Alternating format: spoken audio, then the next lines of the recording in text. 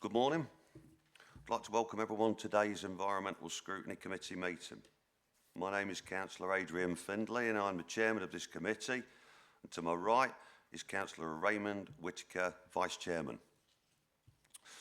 Can I remind you that the audio-visual feed for this formal meeting is being recorded and will be loaded onto the County Council's website later today, and all your comments will remain accessible online. There is no fire drill planned for this morning. In the event of a fire alarm sounding, please leave the chamber through the exit doors behind you, through to the reception and out into the car park, and await further instructions. Please have your mobiles, laptops, iPads on silent mode. The hearing loop is now activated. Requests to speak will be collated by the Vice Chairman. I will try and ensure that everyone has the opportunity to ask questions and make contributions. I would appreciate contributions to be clear and concise, and ask that you indicate early when you wish to speak. We'll now move on to the formal agenda. Apologies for absent and replacement members. Joseph, please. Thank you, Chairman. We've received apologies from Councillor Wimhurst to be replaced by Councillor Bailey Robinson, Councillor Woods to be replaced by Councillor Beecham, and Councillor Carrington to be replaced by Councillor Hill. Thank you. Declarations of members' interest. Do any members wish to declare any interests? No, thank you. If any members do wish to declare any interest at any time during the meeting, please make us aware. Thank you. Minutes of the previous meeting of the Environmental Scrutiny Committee held on the 16th of January 2026. This item is to approve the minutes of the meeting of the Environmental Scrutiny Committee held on the 16th of January 2026 as a correct record. The minutes can be found on pages 5 to 16 of the agenda pack. Do I have a proposer? Thank you. And a seconder? Thank you. All those in favour? Okay, thank you. Those minutes have been agreed as a correct record. Announcements by the Chairman, Executive Councillors and Lead Officers. As Chairman, I have no announcements. Executive Councillors' announcements. Do we have any announcements by the Councillor Danny Brooks, Executive Councillor for the Environment? Not a lot to announce today, Chairman, but thank you very much. Just to let you know that we still have only 3 Section 19s, which, due to the amount of rain we've had, is quite good. Hopefully we don't get too much more rain so that they don't go up, but no change on that from there. The waste, food waste is ongoing, and that's been, as you see, the adverts for it. So there's not a lot more for me to announce, but I'm happy to take any questions. Thank you. Lovely. Thank you, Councillor Brooks. Do we have any questions? No? Thank you. Finally, is there any announcements from senior officers? No? Thank you. Item 5, Humber 21 programme. This report provides an update of the Humber 21 Plus strategy and can be found on pages 17 to 22 of the agenda pack. The actions required by this committee that they acknowledge the work undertaken thus far across the Humber 21 Plus programme and recommends that the Executive Councillor for the Environment and the Executive Director for Place continue to work with associated partners to develop A, the strategic options for the estuary, and B, the future governance arrangements to take the programme forwards. I would like to welcome to this meeting Councillor Tom Ashton, who is the portfolio holder for planning at East Lindsey District Council, and Councillor Owen Beerley from West Lindsey District Council. This report will be presented by Matthew Harrison and Sue Manson, and I would also like to welcome Rachel Hughes, Head of Policy, Strategic West Lindsey District Council, and Alex, sorry, yep, I was looking the other way, Alex Murphy, Officer Presenter for East Lindsey District Council. I will pass you over to Matthew and Sue to present this report, please. Thank you, Chairman, and good morning, everybody. If I may, I will take the report as read, but just give a very brief introduction before handing over to Sue, who has got a presentation to give, which will hopefully sort of bring to life some of the challenges that are being dealt with around the Humber estuary. This will be the third of the 2100 projects that will have been brought before committee. Previously, there's been the Lincolnshire Coast that has been presented, and the Fens, and the Humber is the third of the established 2100 programmes, which is looking at flood risk, water management and coastal change, and the critical issues that brings to us as a county in Lincolnshire. So I think, if I may, as I say, I will take the report as read. I'm happy to take questions afterwards, but for now we'll pass over to Sue, who will give a presentation and go through some slides which will hopefully help visualise what's happening across the Humber 2100 programme. Thank you.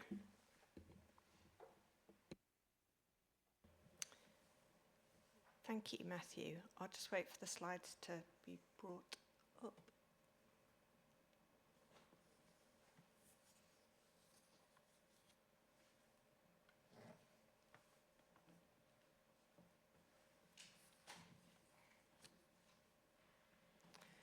Thank you very much.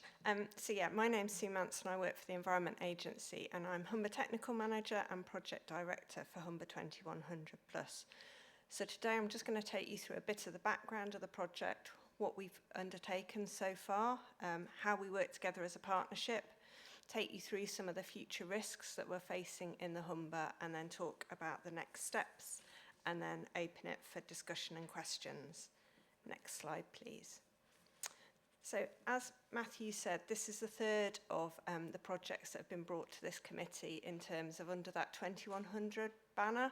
And just on the right-hand side there, you can see the different strategy areas that those three projects are covering. So it's a significant amount of Lincolnshire when you look at the three projects together. They're all distinct projects, but we have got some common challenges. And so as those three projects, we work very closely together. But because of those large geographies, we need to kind of remain as separate projects for a day-to-day management purpose. Next slide, please. So just a bit of background about the Humber and the area that we cover. There are 11 local authorities in there. It's quite an expansive floodplain, and that is where tidal flooding will be dominant over the next 100 years. So in some of those areas at the minute, tidal flooding might not be the main source of flooding. We acknowledge that there are multiple sources of flooding across all of those areas, but with the rising sea levels, that area is going to get larger. In terms of what's at risk in that area, we've got over 500,000 people, 200,000 properties, large-scale businesses, important chemical and manufacturing industry from a local perspective and a national perspective. There's a lot of road and rail and energy infrastructure. We've got the largest port complex by tonnage in the UK when you look at Hull, Grimsby, Immingham and Goole. And on top of that, it's really important as an agricultural region. We've got over 120,000 hectares of agricultural land. And back in 2013, when there was a tidal surge, we had over 7,000 hectares of that flooded. But it's also internationally important for habitats, and it's designated both under UK and international law. So there are various things that we have to do to comply with that legislation. Next slide, please. So what is Humber 2100 Plus? There is an existing strategy around managing tidal risk in the Humber. It's called Planning for the Rising Tides, that was published in 2008. But following the tidal surge in 2013, it was clear that we needed to think about things differently. We needed to work collectively together to be able to manage some of the challenges that we would face in the future. As I just said, we had over 7,000 hectares of land flooded. We had significant impacts to the port of Immingham. There were significant impacts all the way down the east coast following that. And out of that came Humber 2100 Plus. We're working in partnership to look at how we manage flood risk now and into the future, and thinking about redefining that strategic approach into the future. There are 11 local authorities across that whole area, so there are lots of different challenges working with a large partnership, but we're kind of being open and honest. We don't have all the answers yet, but by working collectively together, we can navigate this difficult situation and try and set the direction for the next 100 years. Yeah, next slide, please. So I guess, why is this important to Greater Lincolnshire? What you can see there is just kind of a zoom in on the areas that are within Lincolnshire itself. We've got a significant area of land impacted, including some key settlements, including important industry.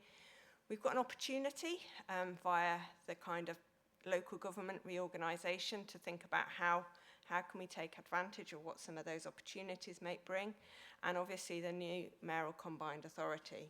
So we've got opportunities there to think about, can we do things differently?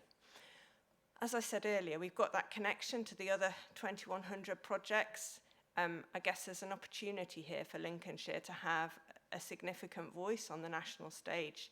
You're one of the ones that are facing some of these challenges from this changing climate that we're currently seeing at the moment. Everyone's very aware that we've had a lot of rainfall this winter. This is a here and now problem. This isn't just a future problem. And Lincolnshire has that opportunity to kind of have a voice in terms of national government and thinking about how do we manage things differently. Next slide, please. So what has the partnership been doing? As I said, we've got an existing strategy. We knew we needed to do things differently. We'd started working together following that tidal surge, looking at that tidal dominance. The partnership expanded from an initial place with those core partners around the estuary to include other partners such as West Lindsey, who we have here today, when we looked at where that tidal dominance becomes really critical.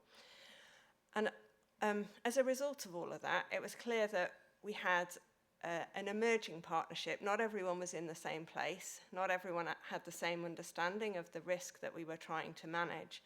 And so we've been really working hard recently on making sure we've got a really good baseline so everyone's in the same place. And we've built this stepped approach. So we said, if we're going to need to do things differently, we need to make sure we understand the problem. Then we need to think about what we're going to do about it, what are the possible options out there, and then how do we implement that plan. And so we've got that three-stepped approach, and we've just got to the end of that kind of understanding risk at the top of step one, where last year we kind of were in a really good place with that endorsement. And as the report indicates, we're now looking at kind of developing that agree approaches piece. Next slide, please. So just to kind of set out how that kind of all fits together, what we've got on the screen in front of you is a COG network to say this is a really complex problem. There are a lot of challenges in there, but actually we need to we don't know all the answers now. We're never going to know all the answers for something that's might seem a long way away, but what we need to make sure we're doing is not maladapting. So actually, by looking at things now, having this kind of reflective approach, being able to incorporate new information means we can move forward now, we can manage risk now, and we can think about the future at the same time. Because there are a range of variables from sea level rise, government policy, funding rules, economic prosperity, and social norms. All of those are going to evolve through time, and we have to accept that and acknowledge that, but we need to be able to manage what we're facing now on a day-to-day basis. Next slide, please. And so what we've created is this understanding risk evidence base. The officers of Lincolnshire County Council, along with your elected members, have been heavily involved in helping shape this evidence base, telling us what we need to be able to understand, what we need to be able to answer, and how that clear picture of tidal risk might change over time, based under different baseline interventions. When we kind of developed that stepped approach, we were kind of potentially criticised for talking about 2100, but this is actually a problem now. So what we've done in that baseline is we've looked at 25 years, 50 years, as well as the long term, so that people can see how that evolution's kind of changing. We got that report endorsed in spring 2025, and now we've kind of been working towards developing products that can be shared externally so that we can talk about what we've done as a partnership and what that risk looks like. Next slide, please. So we've developed a range of kind of implications that have come out of the evidence base in terms of what does this tell us about the climate impacts, what does it tell us about managing risk differently, and what do we need to do about managing the risk in a different way. And what the overriding evidence has pointed to is that we've got an interconnected system, so the Humber estuary acts as one. What we do on the North Bank has implications for the South Bank and vice versa. Decisions taken in the outer estuary will have implications in the inner estuary and the tidal rivers. Hence, needing to make sure we've got all the partners in the room at the same time as we're talking about this. Next slide, please. So in terms of a bit more detail on what we're talking about in terms of those climate impacts and managing risk differently. So we're saying that actually, unless we kind of think about this, unless we kind of work out how we're going to manage this risk, we would have whole-scale land use change. The scale of sea level rise means that at some point in the future, the estuary is going to face significant challenges. It's going to have a substantial impact on the things we value about the area, including the role of the Humber and its hinterland in terms of UK as a whole. And it's going to put additional pressure on assets on a daily basis, increasing those maintenance costs and likelihood of failure. And I said that interconnectivity of risk is kind of really critical because adaptive approaches mean that all partners in that partnership need to work together to be able to deliver the long-term aspirations. And finally, in terms of what do we mean about adaptive approaches, it means how are we going to respond over time? How are we going to ensure we don't have maladaptation? How can we kind of accommodate the face of the scale of challenge we're going to see? Next slide, please. So in terms of that risk, what you can see here is the different time epochs that we've looked at. So we've looked, as I say, 25 years, 50 years, and then in 100 years' time. And the key message to take from this is that risk increases kind of even in the short term by 2046, which is actually only 20 years away now. Those kind of exclamation marks are getting darker under those different scenarios. So in terms of maintained defences, that means all the existing infrastructure we've got in place is looked after. We kind of minimise risks of breaches and things, but we're not raising those defences in height to respond to rising sea levels. Status quo at the bottom would be implementing the existing strategy. And that looks quite bad quite quickly, I suppose, because we've extended the strategy area to what that 2008 strategy had. It didn't have all of Doncaster, all of Selby, some of West Lindsey were not part of that strategy area. We've understood following the evidence what happened in 2013 with the tidal surge that actually we needed to kind of update our understanding of tidal flooding. So what are we going to be doing now we know that risk is going to get worse?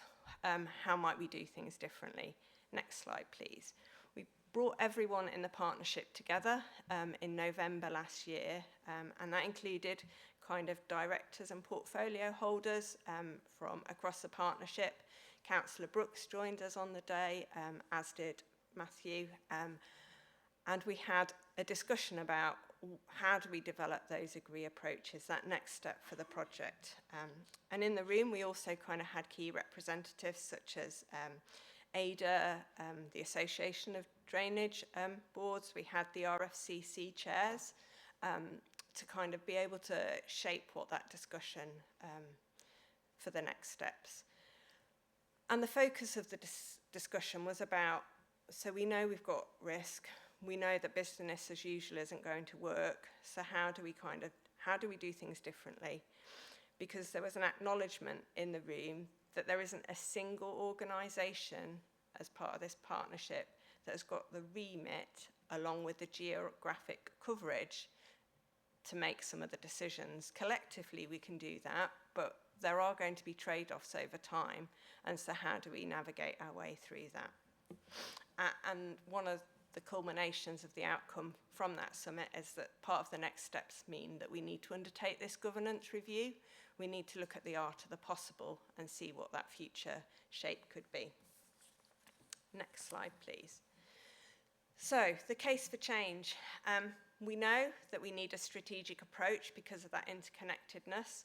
We know that the assets that we've already got around the estuary are really important, but we know that asset management alone probably isn't going to allow us to respond to the rising sea levels.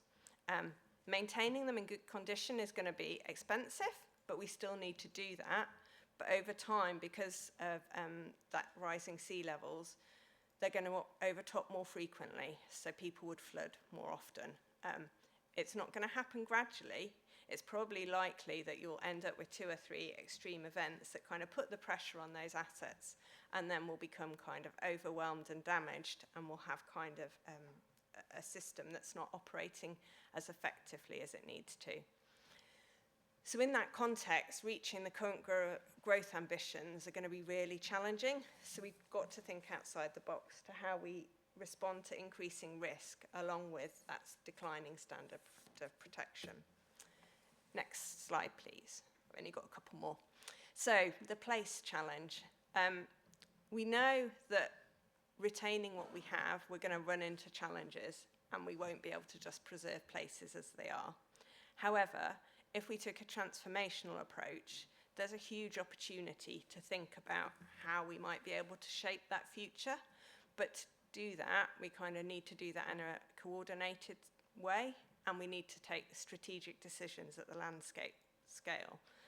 You know, placemaking can be active and positive. We don't want to be being reactive and negative to kind of defence failures around the landscape. So we want to think, how do we do this now before the tide decides for us?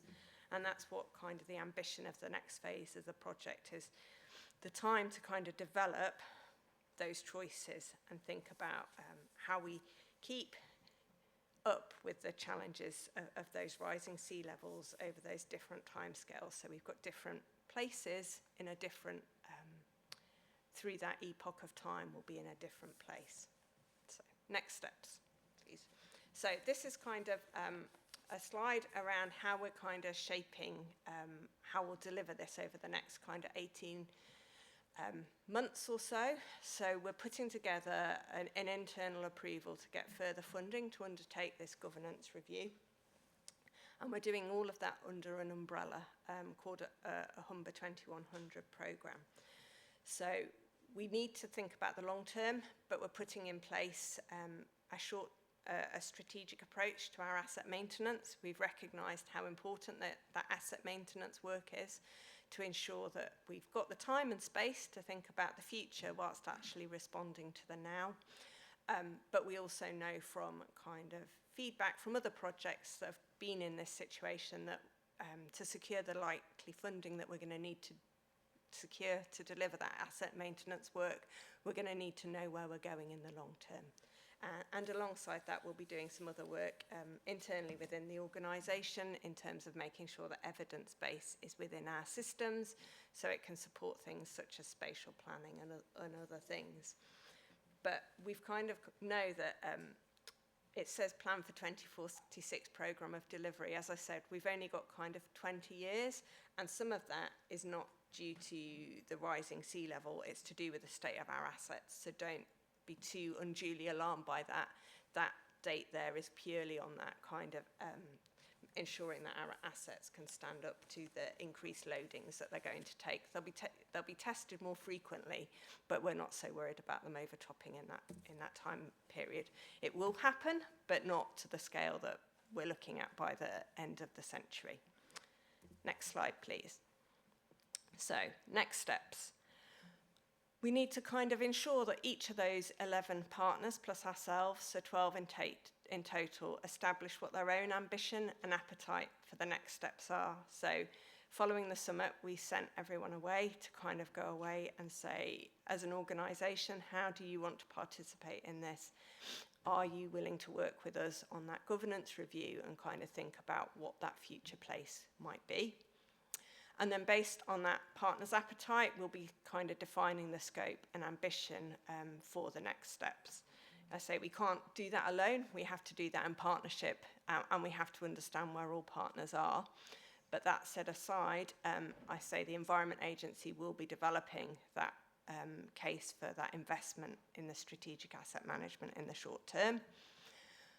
And we had a project board internally recently where we've kind of had support to suggest that that kind of governance review piece of work will need to happen. We just need to kind of work out the logistics of it.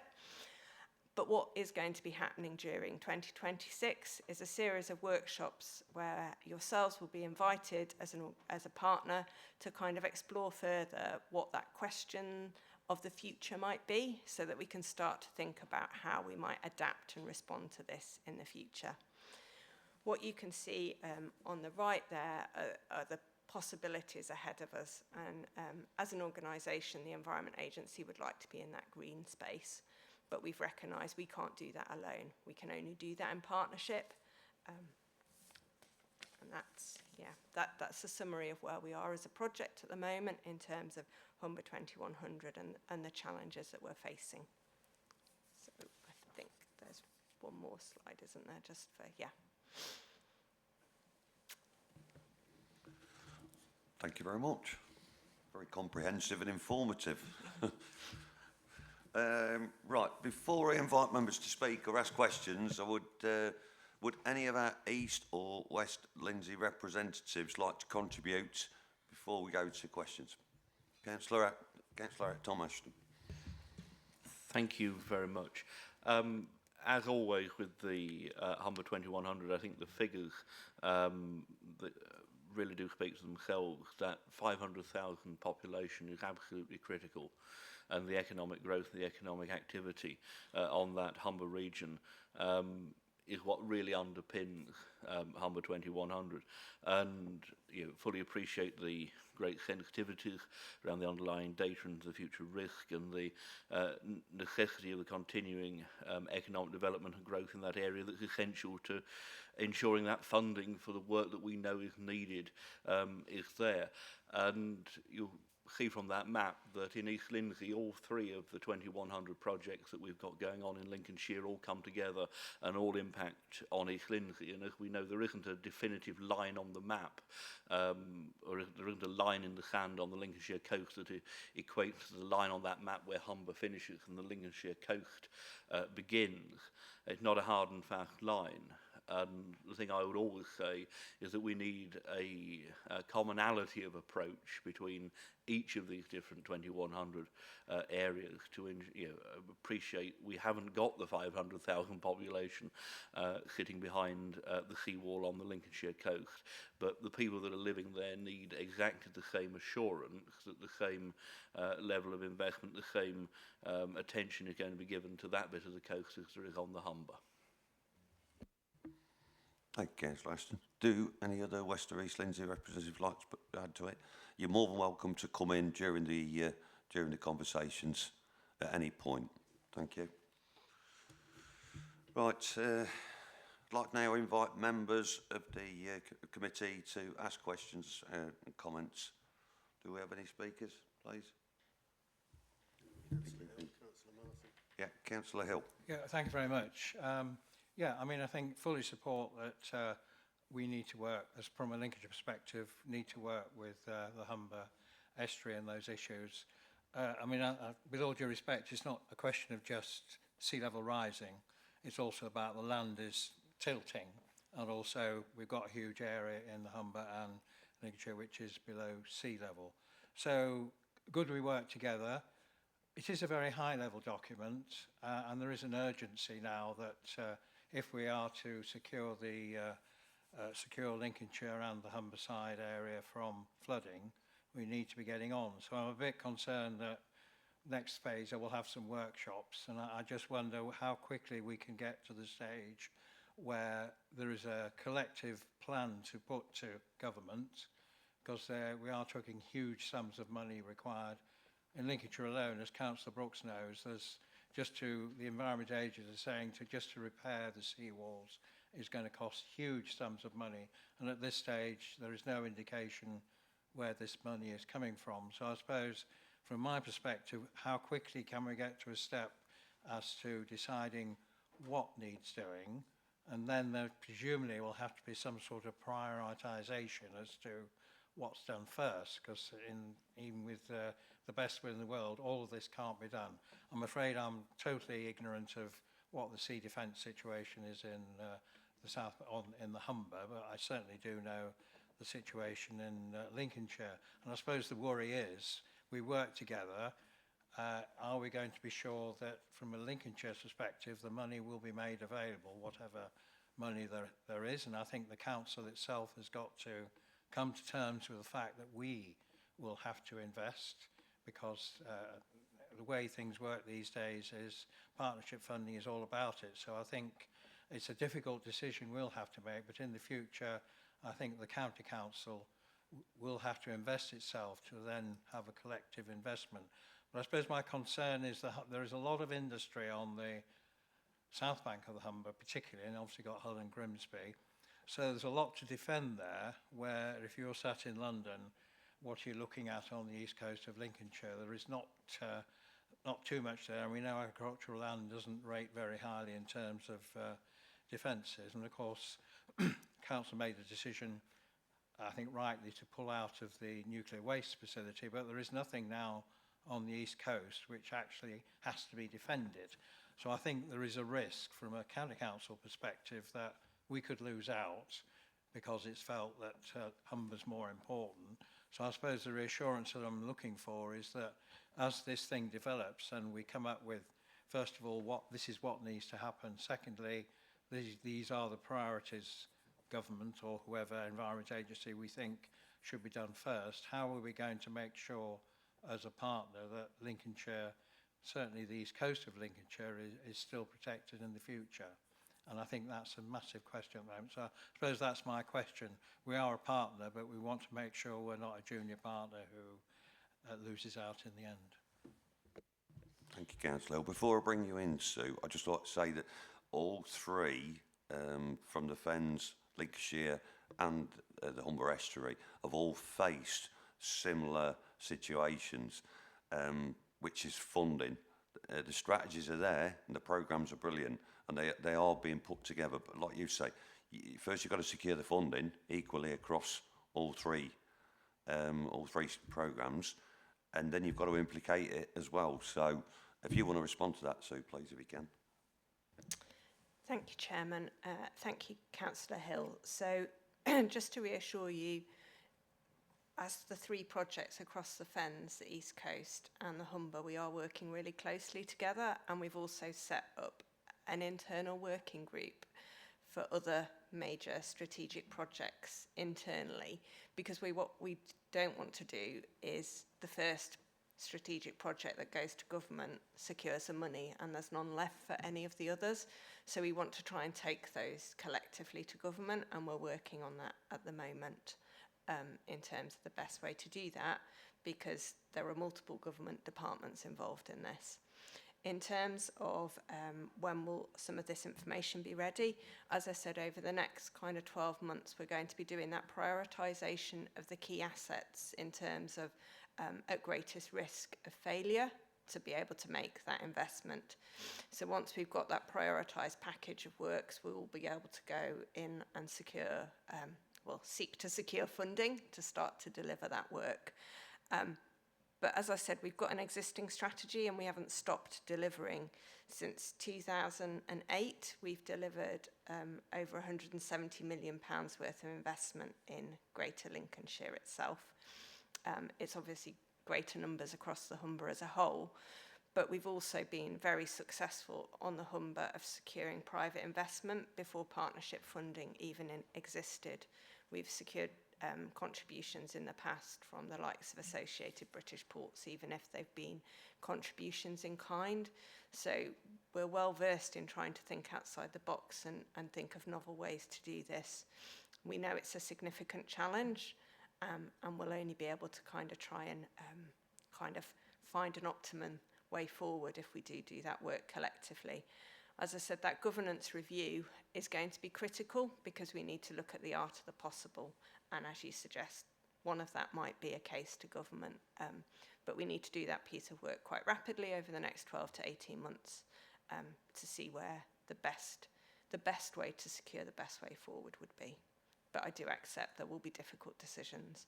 And as Councillor Ashton indicated earlier, we're very cognizant that it is, depending on the timescales over which you look, that East Coast through to the Humber does become interlinked, as it does down to the Fens. So we're well aware we can't do one in isolation. But if we were to try and merge that into one big project, it would become quite unmanageable to manage on a day-to-day basis. But I say I do work really closely with those two projects. Thank you. Councillor Martin. Thank you, Chairman. It's interesting. Thank you very much. I find it absolutely fascinating. For me, I see opportunity with this as well as obviously the threat to our current landscape.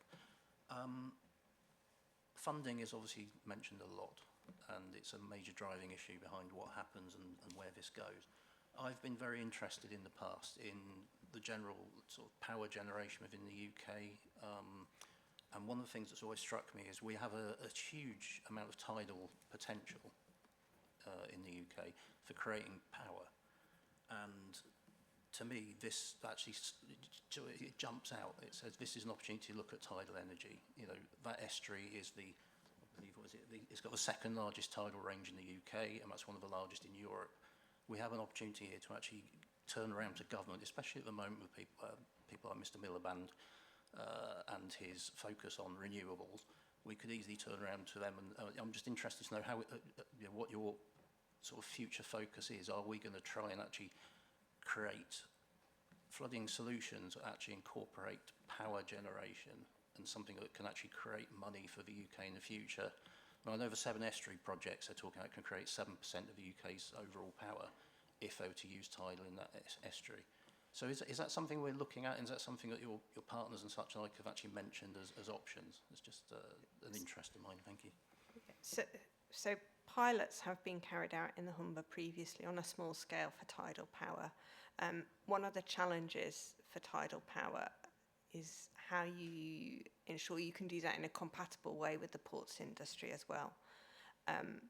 As I say, it's not the remit of the Environment Agency per se to do tidal power generation, but working in partnership with others, I say the future optimum solution for this will be a collaboration across the board. Flood risk alone probably will not deliver the optimum solution for a prosperous future on the Humber, but there are huge opportunities out there.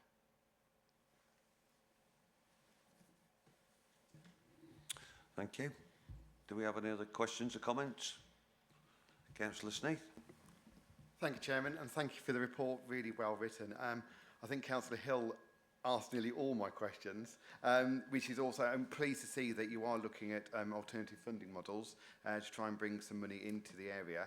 I just want to make sure, how will the programme ensure a balance between the community protection, economic activity and the environmental impact? And I'd also want to know is how soon are we looking at this public consultation, please? Thank you. So in terms of public consultation, I think we're probably a little way away.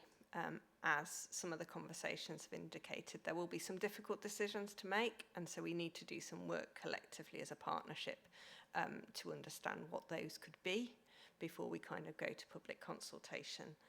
So we could look at the art of the possible. It will be a balance between communities, economics and the environment. And yeah, I can't answer that at the moment, but they will all be considered. They will all be part of what ultimately we decide we need to do. The whole point of what we're trying to do is take an adaptive approach. We don't want to make decisions now that we don't need to take. We don't know all the answers, but we want to kind of be able to set a strategic direction so people have got confidence, people can still invest in the area, and people know the direction we're aiming for. Thank you again, Sue. Matthew? Yes, thank you, Chairman. And just reflecting on the comments that have been made by members in the Chamber today, it's just to say that I'm the nominated officer representative on the Humber 2100 programme for Links County Council. So if anybody has any thoughts or comments that they wish to feed back to me, which I can then take forward into these workshops and groups, do please feed them back. And obviously I'll make sure that Links County Council's voice is heard within that partnership environment. So just that request. Thank you. No, that's lovely, thank you. Do any of our East or West Lindsays like to add to that at all? No? You're happy? Do we have any other questions or comments? None? Right, well that concludes this discussion on the item. I'd like to propose that the committee acknowledges and supports the work undertaken across the Humber 21 programme and recommends that the Executive Councillor for the Environment and the Executive Director of Place continue the work associated partners to develop A, the strategic options for the estuary and B, the future governance arrangements to take this programme forwards, and any additional comments, recommendations and actions be noted for consideration. Please raise your hands if you agree. Thank you. That completes the item.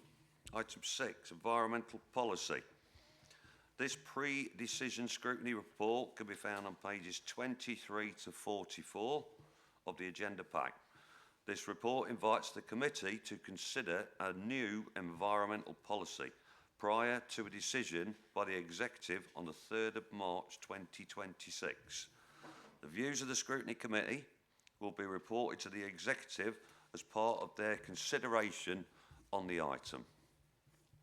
The action required by the committee considers the report presented and determines whether it supports recommendations to the executive as set out on pages 23 of the report, and that the committee agrees any additional comments be passed on to the executive in relation to this item.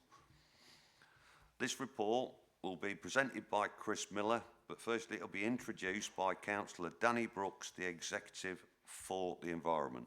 Councillor Brooks, please. Thank you, Chair. I'm pleased to be able to introduce this new environment policy to this scrutiny committee. Whilst the previous Green Master Plan has been a strong model for delivery of environmentally focused work, the previous policy was due for review, and as such, this administration has felt that it is time to update the policy to reflect the change in that position. Chiefly, we do not recognise the need to pursue a policy of carbon neutrality by 2050 at such a pace, without a funding strategy for the authorities to ensure there is no further burden to local council taxpayers. Whilst it is clear the climate is changing, we do not believe that the influences of man-made carbon outputs in this country is significant enough to warrant the crippling financial effects of the pace of change on households and businesses. We shouldn't have to pay for Whitehall's ambitions that they won't fund. We do recognise the need to manage our energy consumption appropriately to drive down costs for this council, as well as delivering local environments that our residents and visitors can enjoy, while seeking to better protect them from the effects of adverse weather and flooding. You don't protect people by declaring emergencies, you protect them by fixing problems.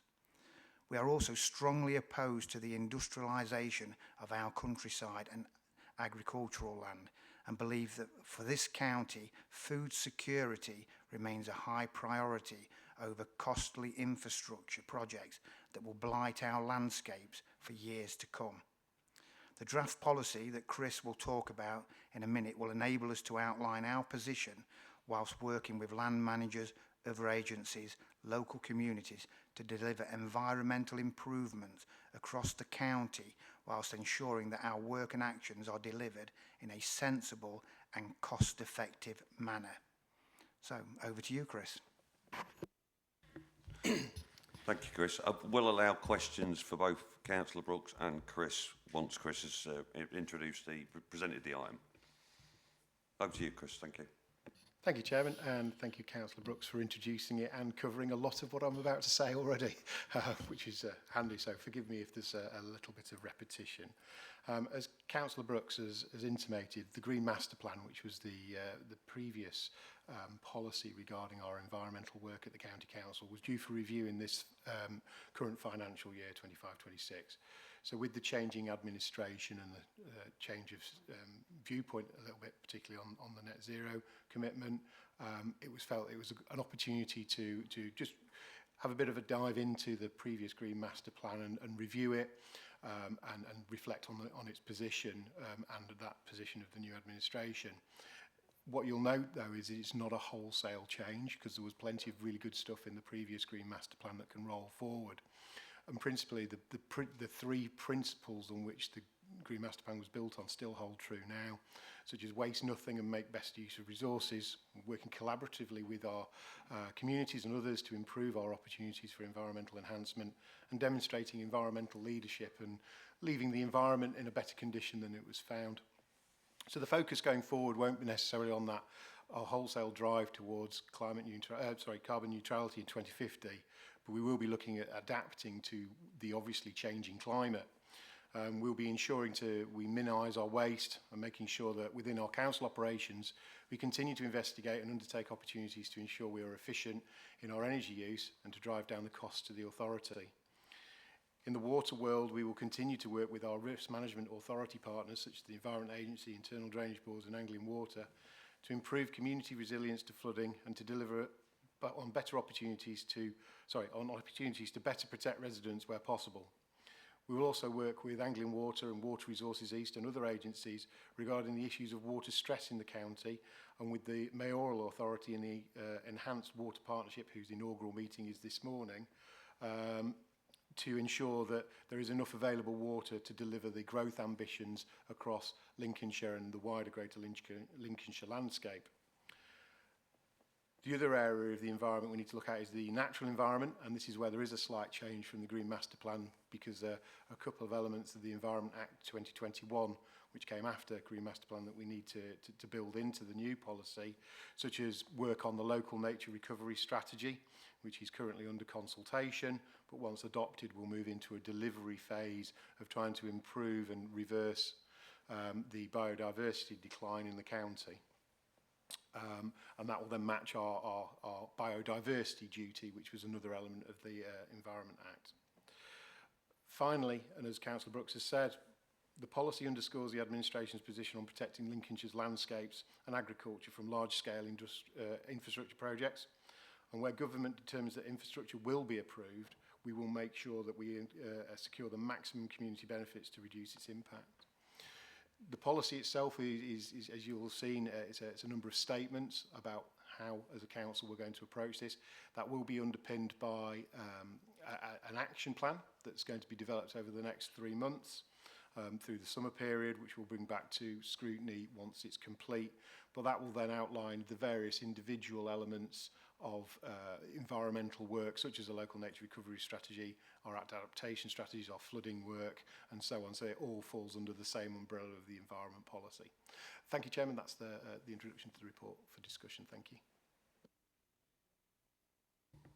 Lovely. Thank you both for the presentation and the introduction. I'd now like to invite members of the committee to ask questions or statements. Do we have any speakers, please? Councillor Martin. Thank you, Chairman. Obviously, the big headline you've got here with this change of policy is the dropping the net zero by 2050 requirement. It's not surprising. It's fully expected, really. I do find it a bit disappointing over it's quite negatively, the first sort of sentence or two is quite negative. You know, talking about burdens on taxpayers and such like, it's all national politics. Locally, I can't see how we have any schemes that you're going to have dropped through this policy that's actually going to impact local taxpayers. As I say, I just find that a little bit on the negative side, and it would be good to actually just stick with local issues rather than going down that national route. So as I say, it'd be interesting to know what schemes you do believe you're dropping which are local, which are a burden on local taxpayers. So that's the first question for the portfolio holder.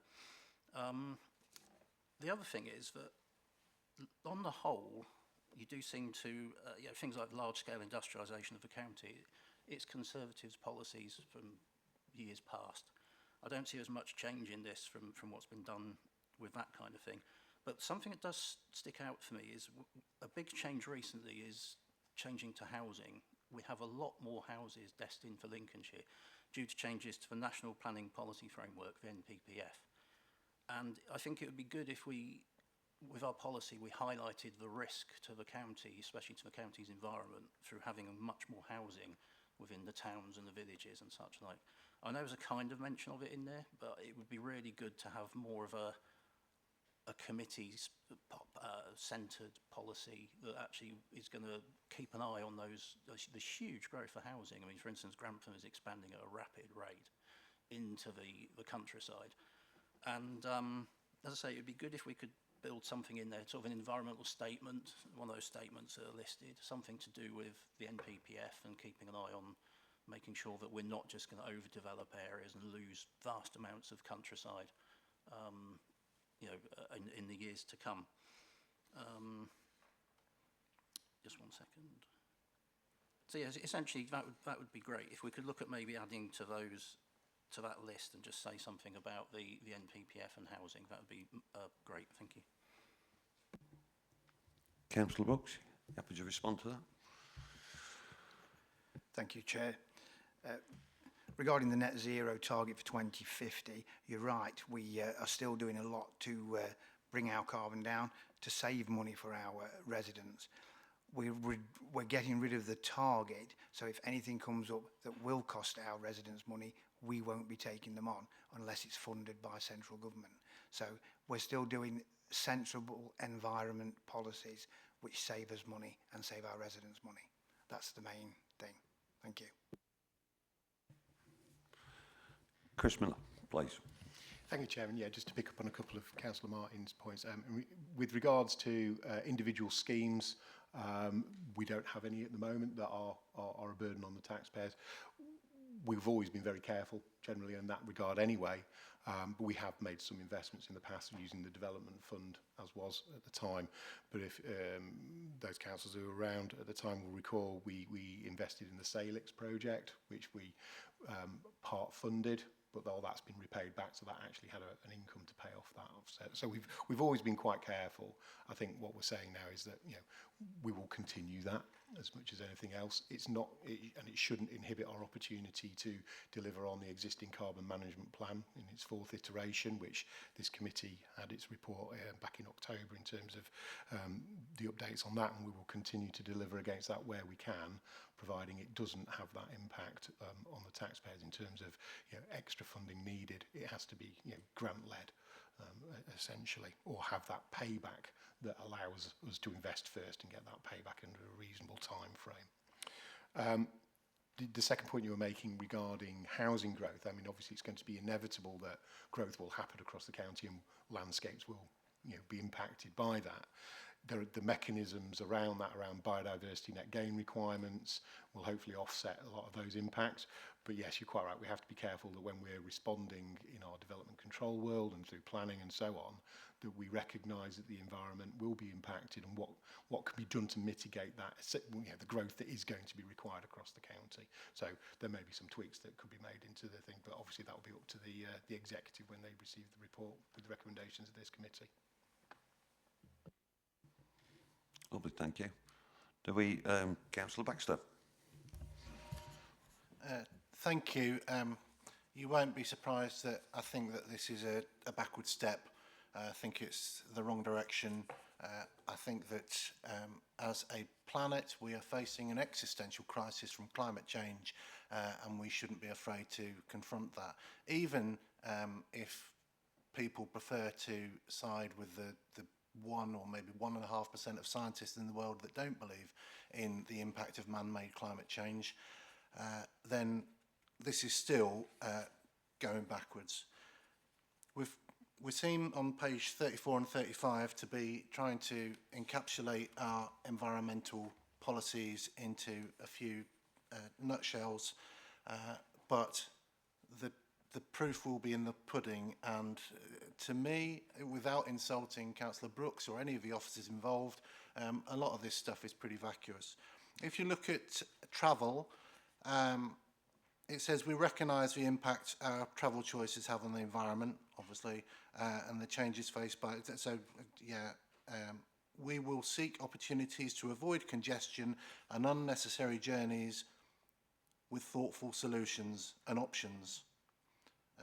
How does that reconcile with the apparent policy of certainly the Mayor and possibly others about working from home? Because there are, I mean, a lot of the congestion is caused by people coming into a workplace where they are disturbed by colleagues and have all the kind of things that go with the stress of getting in and out of work. So surely working from home, I'm not saying that people should work from home. I think there is a case for some people working from home on some occasions, and this appears to agree with it. So I'd enjoy a comment on that. In terms of resource use, I think the previous iteration, the Green Master Plan, talked about improving energy efficiency in council operations. Are we still committed to putting solar on rooftops on our own buildings and other buildings where available and where sensible? What is our stance on battery storage from solar installations? So where we have solar on roof, are we pro or anti the use of battery storage systems where they are likely to have a massive reduction in the costs of energy procurement in this field? I find it interesting that the inaugural statement on water, or the inaugural water board, it clashes with this committee. It just shows a lack of joined up thinking between that authority and this one. But generally speaking, I am a climate change believer, and I think although we don't have the resources from national government, they're not funding us to achieve net zero, it still is the right thing to do. And even though we don't have the resources to achieve it, if we're not going to say that we're going to hit net zero by 2050, we still should be saying with clear targets, of which there are none in this report, how we are going to become a less carbon intensive authority. It's the right thing. If we don't want the Fens and large parts of Lincolnshire to be flooded in the foreseeable future, then we need to be taking action now because it's the right thing to do. Thank you, Councillor Baxter. Would either of you like to respond to any of those points? Councillor Brooks, Chris? Yeah, thank you, Chair. Like I say, targets don't mean that we're not doing stuff, because we are. And like the previous Green Master Plan had a lot of good in it, and we are continuing with that good work. We want to bring down the costs of our residents. If we set a target that is going to cost our residents money, what's the point of that when all our residents are broke and can't afford to do anything? So we won't take money out of people's pockets unless we have to. Thank you. Chris, please. Yeah, thank you. And thank you, Councillor Bass, for those comments. Yeah, I think the element around the travel element and the working from home, we don't have a policy of not working from home, should I say, at the County Council at present.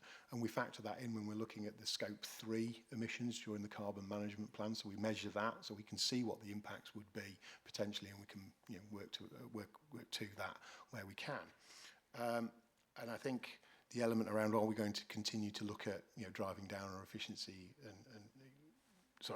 driving efficiency and driving down cost regarding energy? Yes, absolutely, and that's in the policy. So we continue to work with our property colleagues. We've identified the top 20 least energy efficient buildings, and setting out plans about how we can reverse that through seeking grants and so on, and utilising any potential income still remaining from the previous SALIC schemes as well to reinvest in that. So yes, it's the answer. We will continue to do that. Does that satisfy all your points, Councillor Baxter? So just thank you for letting me come back. Just for clarity, this council does not have any policy on working from home, and this council is not opposed in principle to battery storage systems. Councillor Brooks. Yeah, working from home, there's got to be a balance. You've got to have a balance of some people. It's better that they were working from home because it's a massive county. So there is no policy on it, but we're not making a policy saying everybody's got to come back into the office. It's as simple as that. Regarding battery storage, we don't want battery storage on farmland or green fields. If somebody's put some solar panels on their roof and they've got battery storage in their garage, that's fine by us, but we don't want them on our green and pleasant land. So battery storage as a means of cost reduction for the county council in its own portfolio, there's no problem with that. We would look at all cost reduction avenues, so that's what we'd be looking at if that's what we needed. Thank you. Councillor Hill. Yeah, just for information, council does have a policy on working from home, and from memory, currently it is a minimum of 2 days a week. Employees are expected to be in a minimum of 2 days a week, potentially 3 days a week, and I think in terms of officer, that is potentially going up to 3. So there is a hybrid policy in at the moment, and obviously if somebody speaks to the HR department, they will tell you what. So there is a policy, which I think is a pragmatic way, and I think, as Councillor Baxter says, you don't want people never coming in. On the other hand, is it really necessary to have everybody coming in every day? It's just not necessary. So I'll just agree with Councillor Baxter. I suppose my concern is with the demise of the Green Master Plan, and this talk of action plan, but where are the targets? And I appreciate what Councillor Brooks has said. If you religiously stick to a target, there could be consequences. But if there's no target, and for example, I'll give 2 specific examples. Are we in future going to have no targets for carbon reduction? Are we in future going to have no targets for the number of trees planted? Currently, the council has a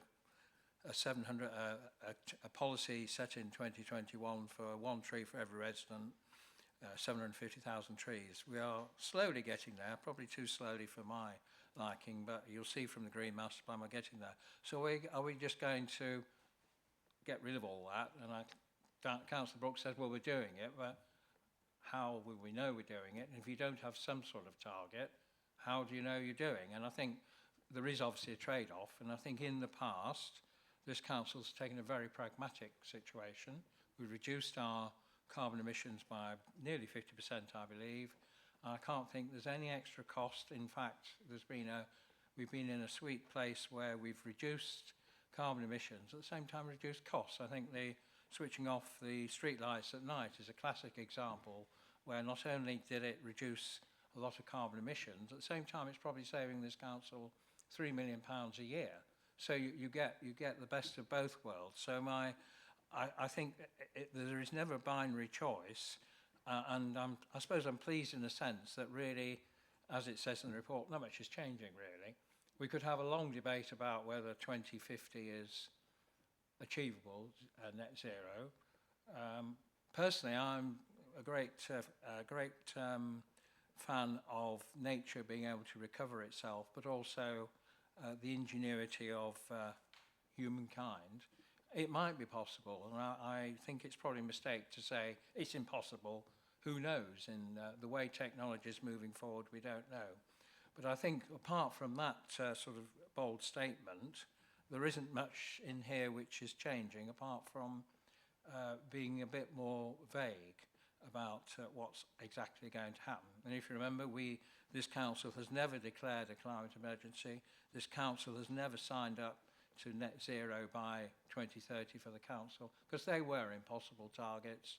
And I actually don't like the fact that some councils have declared climate emergencies and then just carried on as they were going before. So I think we've tried to be honest with everybody, and I certainly agree with Councillor Brooks that we need to get to a good place, but it shouldn't be at cost. And at the moment, I think Mr. Miliband would say we're global leaders in net zero.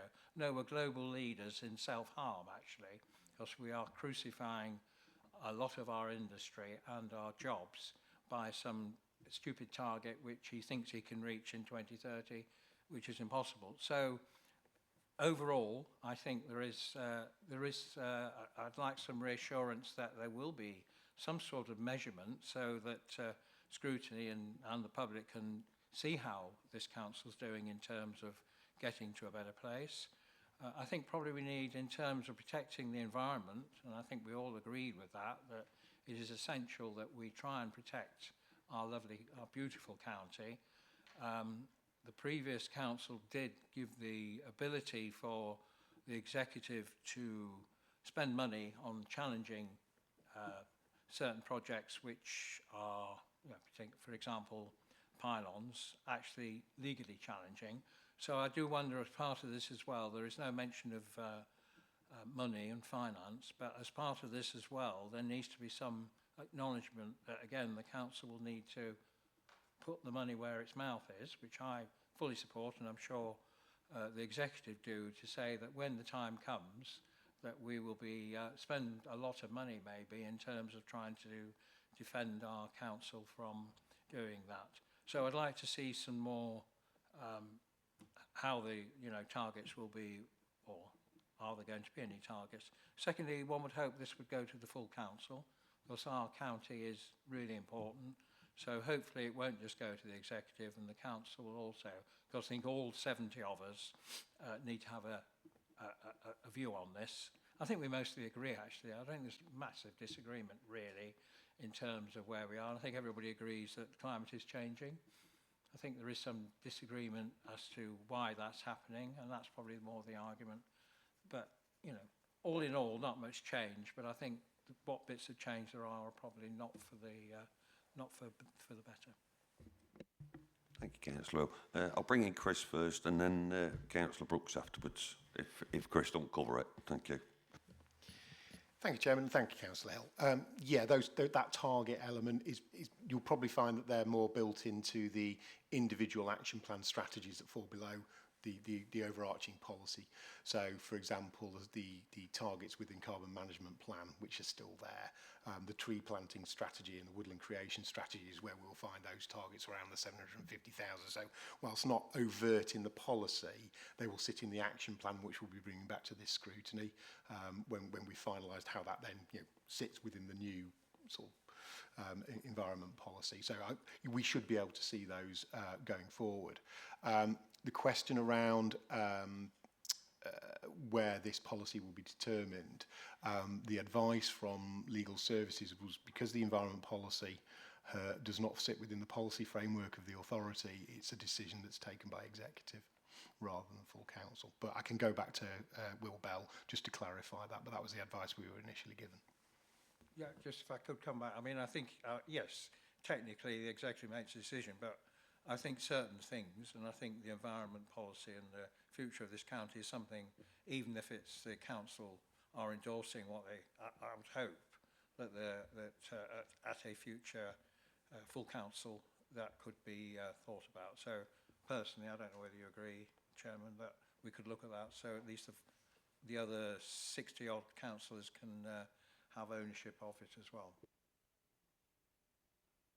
Well, all the comments will be captured by the scrutiny officer, so I'm sure it'll all go forward for consideration, whatever we say. Councillor Brooks, did you want to respond?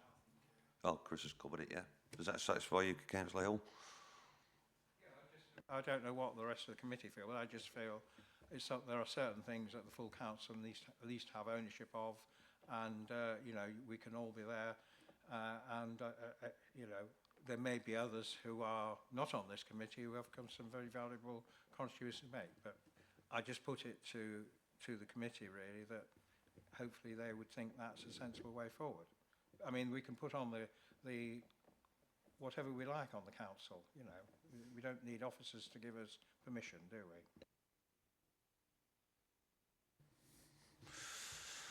Thank you. Do we... Councillor Martin. It's just a quick one for clarity, really. The Mayor last week said that Reform UK has a commitment to end working from home culture. I wondered if Councillor Brooks could actually give some peace of mind to our employees and just tell us whether that is a policy that you're going to be pushing forward for the rest of your term in office. Because obviously the employees will be slightly worried that they're hearing different things from different people. Thank you. Thank you, Chair. Thank you, Councillor Martin. At present, we won't be pushing for everyone to come back into the office. It would cost us too much money. Thank you. Okay, Councillor Robertson. Thank you.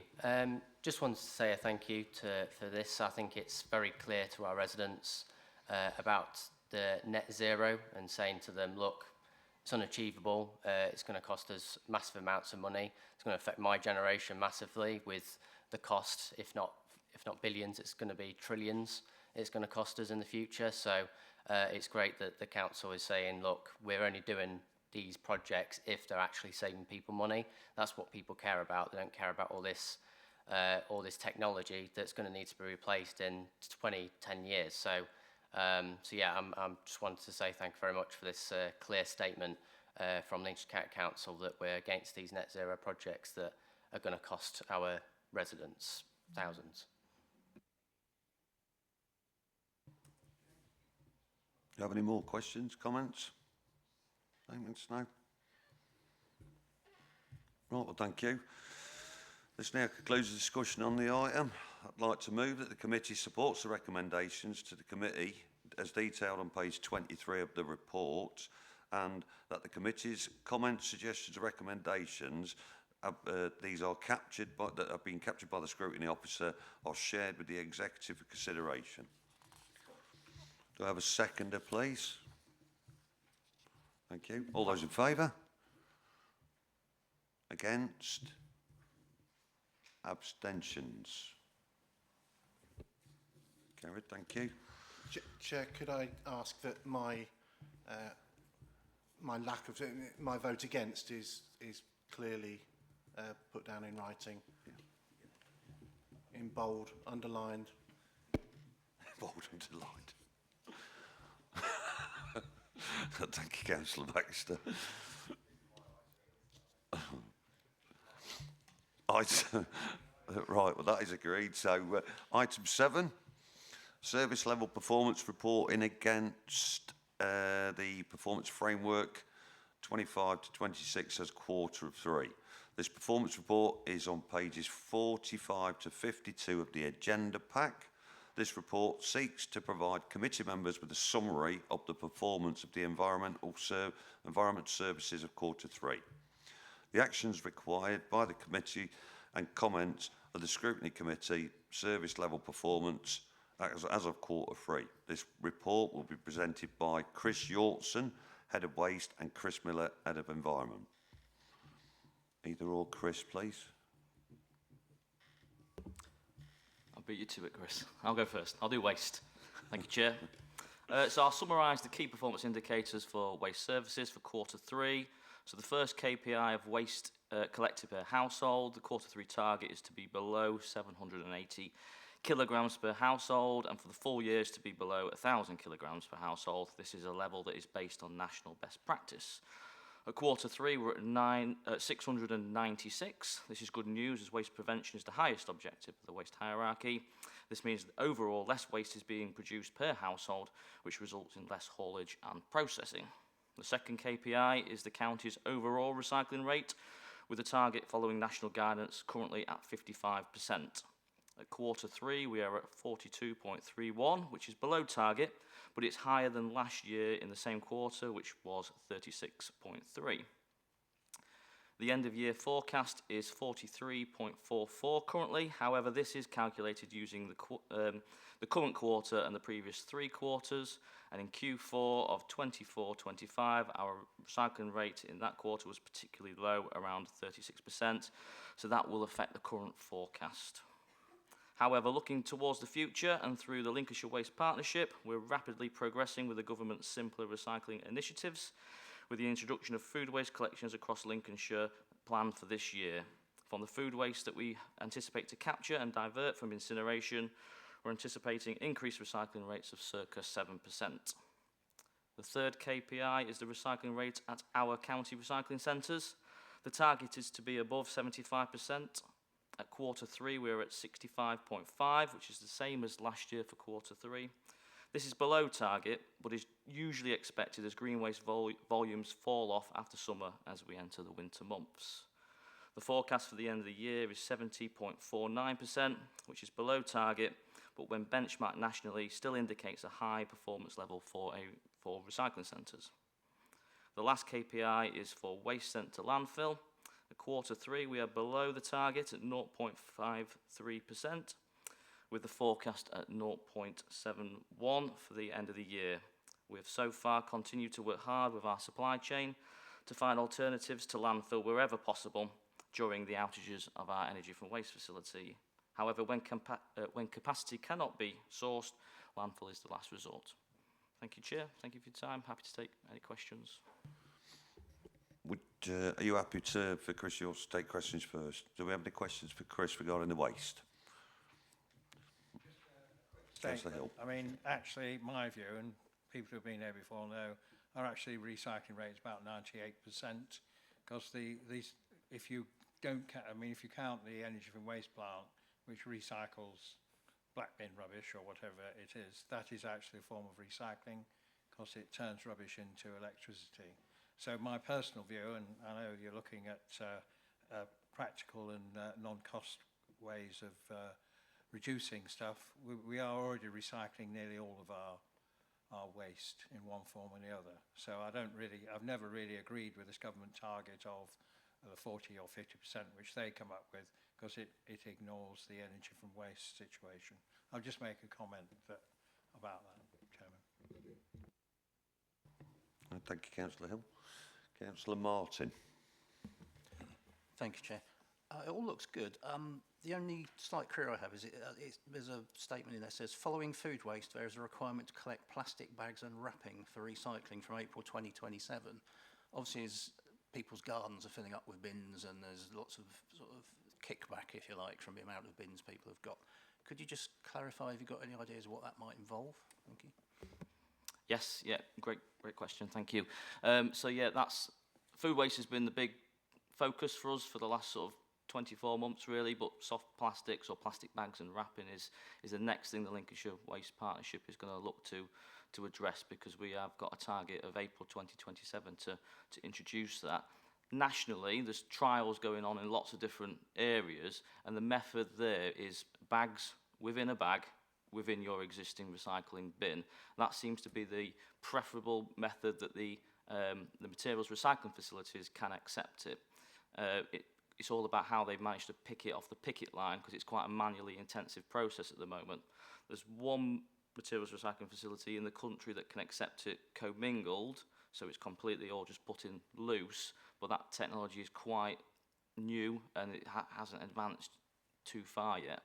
We're anticipating potentially in the next sort of 4 to 5 years that the technology will catch up and there could be a potential commingling of that waste. But at the minute, yeah, the focus is on how we're going to do it as a partnership, what will be the most effective method. So we're looking at all the current studies that have been done across the country, and operationally we'll try and get the best method. But at this stage, it doesn't look like it will be an additional bin. It will be within the facilities that we've already got.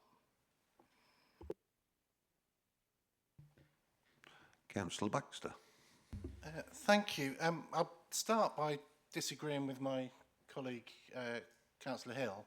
I can't disagree with anybody from the other side of the chamber, because they haven't said anything about this yet.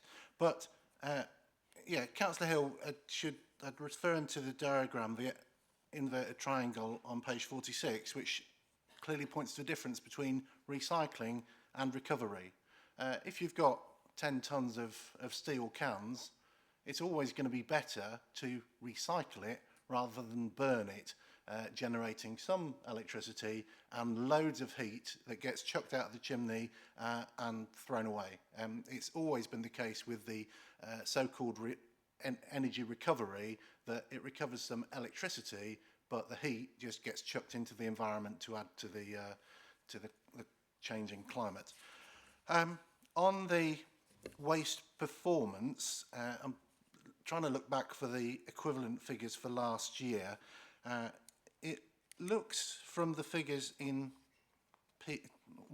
paragraph 1.1.2, PI 161, that it's on a trajectory to exceed the 1,000. If we've got it's very small numbers, but 280 in the first quarter, 560 in the second quarter, 780 in the fourth quarter, then are you, I can't remember who introduced it, are we expecting it to be less than the target of 1,000 by the end of the year?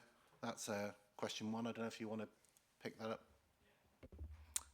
Yes, we are at the moment. We generally find some of the waste volumes in the last quarter after the Christmas peak drop off, because it's particularly around garden waste, which is quite a dense and heavy material. That's generally less in the winter months. So yeah, the trajectory often dips as we get towards the end of the year. Thank you for that. That makes sense, and let's hope so. In the second one, the PI 160 recycling rate, did you say that it's gone up from 36.3 to 43.44? Because that's phenomenal. That's really good news, isn't it? Yes, I have. Yes. So yeah, in the previous quarter of the same period, it was 36.3, and in this one we're at 42.31. So there's a couple of factors there that's influenced that. We are having a stronger return on paper and card. I think that might be the early green shoots of the extended producer responsibility legislation, which is moving a lot of waste from your difficult to recycle materials into the paper and card stream. And I think you can all see that when you're at the local supermarkets now, how many products are turning to paper and card. The other thing is that also this year was particularly dry and hot summer, which then has a impact on our residual waste. Effectively it dries it out, so we're transporting or processing less moisture, less water, so the residual tonnages of the general waste slightly falls, and then it has that impact where it then affects the overall recycling rate. Thanks. That also makes a lot of sense. And the first bit is great news. The second bit is talking about that's a bit of a windfall, isn't it? But nevertheless, if it makes the figures look better, then great. And it's heading in the right direction. 36 up to 43, very, very welcome. The waste at the next one, PI 76, waste at household waste recycling centres. I think there are many people in the county that get frustrated at arriving at so-called recycling centres and finding stuff isn't being recycled, and there's nothing more frustrating than saving up all your materials, whatever kind of material it is, and then being told, oh, that skip is full, just chuck it in the general waste, when it will go off to Martin's recycling recovery facility. So yeah, if there's a way to put pressure on the operators to be a bit sharper about turning around the skips, especially given that some of the centres are shut for 1 or 2 days a week in order that they can keep up with the demand, then that would be welcome, because it is really frustrating. In page 49 under 1.1.4, I think I could probably find some people in Lincolnshire that would argue with the naming of simpler recycling as we get more and more bins outside. I mean, again, you'd expect nothing else. I'm a believer in better recycling and more effective recycling, which I think it is, and including the food waste. It's, as far as I'm concerned, welcome that we're taking this out of the recovery and landfill stream, but simpler. I wouldn't want to stand in front of that. I think it's much better. So yeah, it seems to be heading in the right direction. So very welcome. I've got to concur with you. I think with the recycling, it's more of an education thing. When you introduce something new for people to recycle, it takes time to build up. And now with the introduction of the food waste, I think people will recycle more because they're not chucking the food with that recyclable material. So I do believe that it will increase, the recycling rate will increase dramatically. I really do. And the more you introduce systems of breaking that down to make it easier for people to recycle things, I think the better it'll work. But did you want to come in on that, Chris, or not? Happy just to add that through the Lincolnshire Waste Partnership, I think we've been really organised and proactive to pull some of our resources through a strategic communications campaign that we are delivering, and hopefully you might have seen there's a lot of messaging going out on social media, on the radio, targeted different web campaigns, and it's really key, isn't it, to educating people around behaviour change and getting that message across.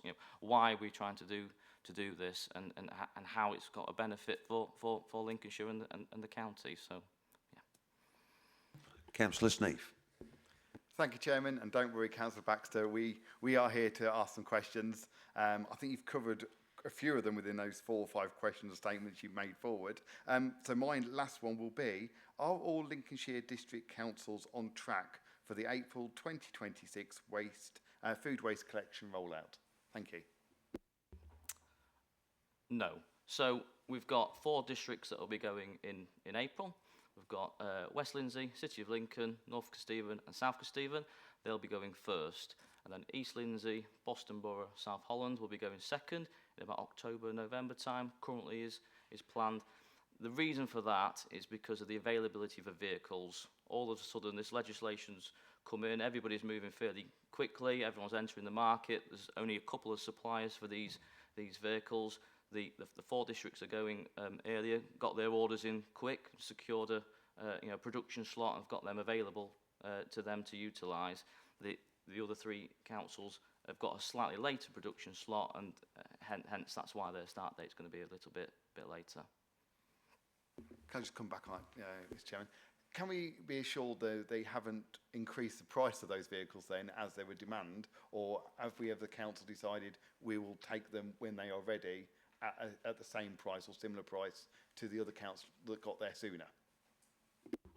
I can't really comment on that because that is the districts, as a waste collection authority, it's for them to secure their contracts. I do know that the districts have got vehicles that are optimised for their rounds and their collection. So some districts may have got a different vehicle or different type of vehicle or different supplier, depending on how they operate their facility.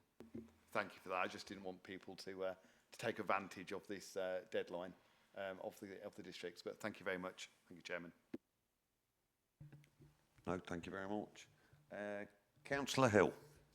Just to give some, agree with you, Chair, reassurance, our village was part of a trial for food waste some years ago. It was very popular, and when South Kesteven unfortunately cancelled the trial, it didn't go down very well. So just to give reassurance that it is popular and people really get into it, and it's good, even though it is an extra bin, it's not a large bin.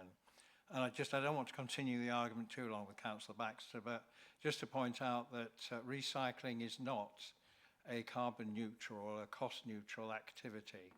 And I think the issue is, if you are actually spending a lot of money transporting and processing something which has no value at the end, then the question obviously becomes, well, just stick it in the incinerator and turn it to electricity. So it's not as simple as it first would appear. I'll leave it there, because otherwise this argument could go on for some time. I'll just remind members that Chris Miller will be coming in on the environment side of this as the second part of this item. And after we've done with Chris, we will be taking a short comfort break. But in the meantime, we should move on. Councillor Baxter.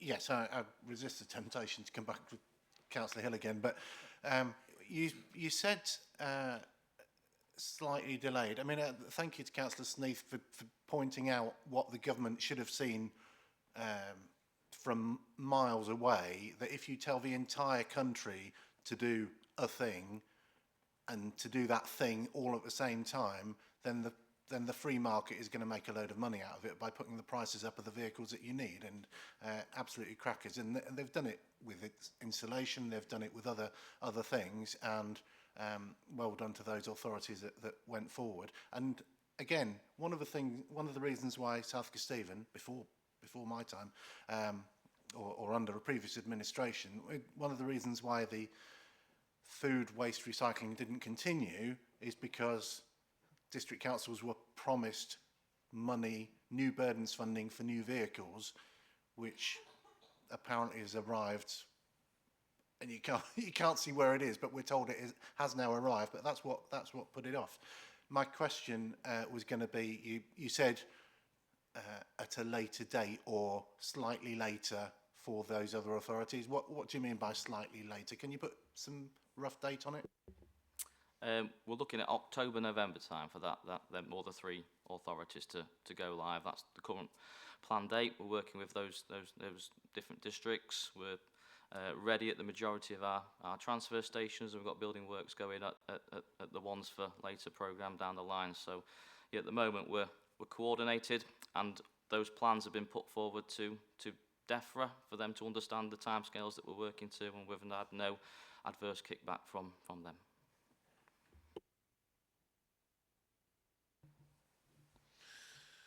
Councillor Bailey Robinson. Thank you very much. I don't know whether it was mentioned before, but just regarding the recycling and the household waste recycling centres, is there any centres in particular that are sort of driving this performance dip? And if so, what are the interventions that we're planning? So yeah, we generally find as we move into the winter period that the recycling rate will drop off, and that is heavily influenced by green waste because it is such a heavy material. But we're looking at lots of different things at the recycling centres at the minute around reuse, because I think that's a significant opportunity to increase the recycling rates, because you can include reuse within that. So we've introduced a reuse shop at Tattershall. That's been absolutely fantastic, and my figures at the moment are, since the introduction of that, we've got 81 tonnes of waste that would have been either sent for to be broken down to be recycled or for incineration, has now been back to reuse. We've now put the community repaints at all the recycling facilities, and again, that's since they've been introduced, 35,000 litres of paint that would have been incinerated has gone to be reused by the community groups and our customers. But we're looking at other opportunities we can do, because I think a lot of this is it's marginal gains of doing lots of small different things that will then make up to something bigger. So we're looking at different things we can do with wood. We're looking at potentially like a wood recycling facility on sites. We've been out to community groups and charities and asking them, is there something we can do on our sites? Do you want a certain type of material? We can put it aside for you and you take it away. And so currently we've got, off the top of my head, I think we've got 5 community groups and charities that are now on some of our facilities, and we've been talking to another 20 that are looking. So that's something we're really trying to improve to try and increase our recycling rates at our facilities. Just make a comment to that. Yeah, I went to the Louth recycling centre the other day, and there's quite a few people around the paint recycling centre as well. So it is quite popular. I had a look in there, but there wasn't any turquoise blue paint in there, unfortunately. So didn't quite get what I wanted. But maybe look next time. But yeah, thank you very much for that, and good to see what we're doing in the future. Thank you for that. I think that just about finished off. Yeah, there's no more for you, Chris, I think, but thank you very much anyway. I would like to comment on the paint. Did you have any idea how amazingly successful that paint was going to go with them sort of figures? I think we always thought it would go down well. We've talked to other authorities who have introduced it, but yeah, I think it's gone better than we expected, and I think sometimes with these projects, when you see that level of success, it gives my team ambition to want to do more and more, and I think we've got an ambitious team, as the projects we talked about, is that we want to try and continue that success further. Yeah, well done again, thank you. So we'll now move over to, does somebody give him a nudge? Chris Miller, Head of Environment. Thank you, Chairman. It'll become obvious why I let Chris go first, because I only have the one measure to report on, and that's the percentage of Section 19 investigations, the flood investigations completed within the 6 months of being begun. The target's 90%, and we've maxed out at 100%, so we have no outstanding cases that are over 6 months old. As Councillor Brooks mentioned this morning, the 3 that we have in hand at the minute are ongoing. They will be resolved within that 6 month period as well, so we will hopefully continue that 100% trend across into the next reporting period. Let's hope it doesn't rain significantly, because obviously that does have an effect on the figures. Do you have any questions or comments? Councillor Martin. Just a quick one. Are there any main issues which are delaying progress on the S19 report recommendations? Is there anything specific? Nothing particular. We have a quarterly review period with all of our partner organisations where recommendations have been made to seek updates and what's happening. With other partners, such as, for example, the Environment Agency or Anglian Water, recommendations may be influenced by their budgets or programming schedules as to when things can be undertaken, but we keep up to date with that. From Lincolnshire County Council's point of view, we work as a team very closely with our highways colleagues, and there's a lot of proactive work going on at the moment following the recommendations that have been made working with the highways drainage team, and work that we're also doing within the floods and water team ourselves.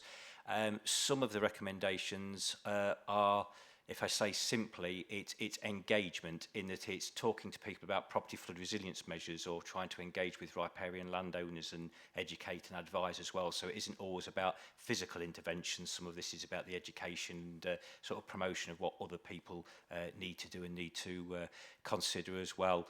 Of course, we do just need to remember that under the Flood and Water Management Act, we haven't actually got the powers to compel people to do things, but we do have that strong partnership network where we try and encourage and influence wherever we can. Thank you. Councillor Hill.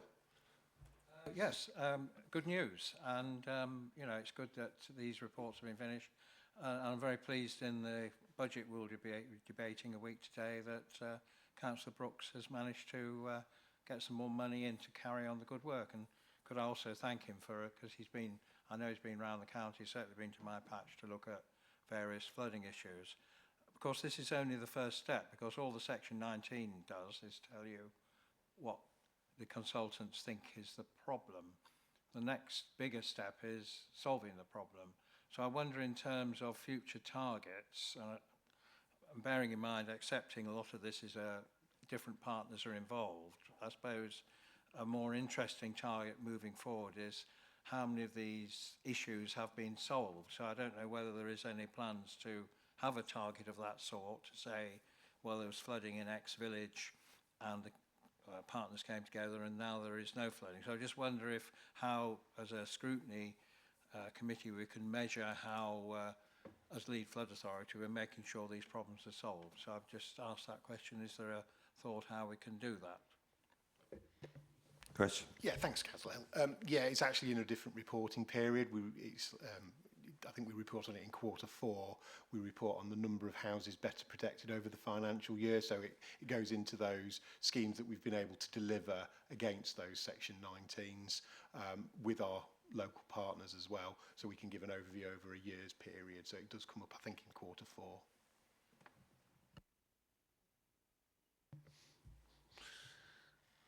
Councillor Baxter.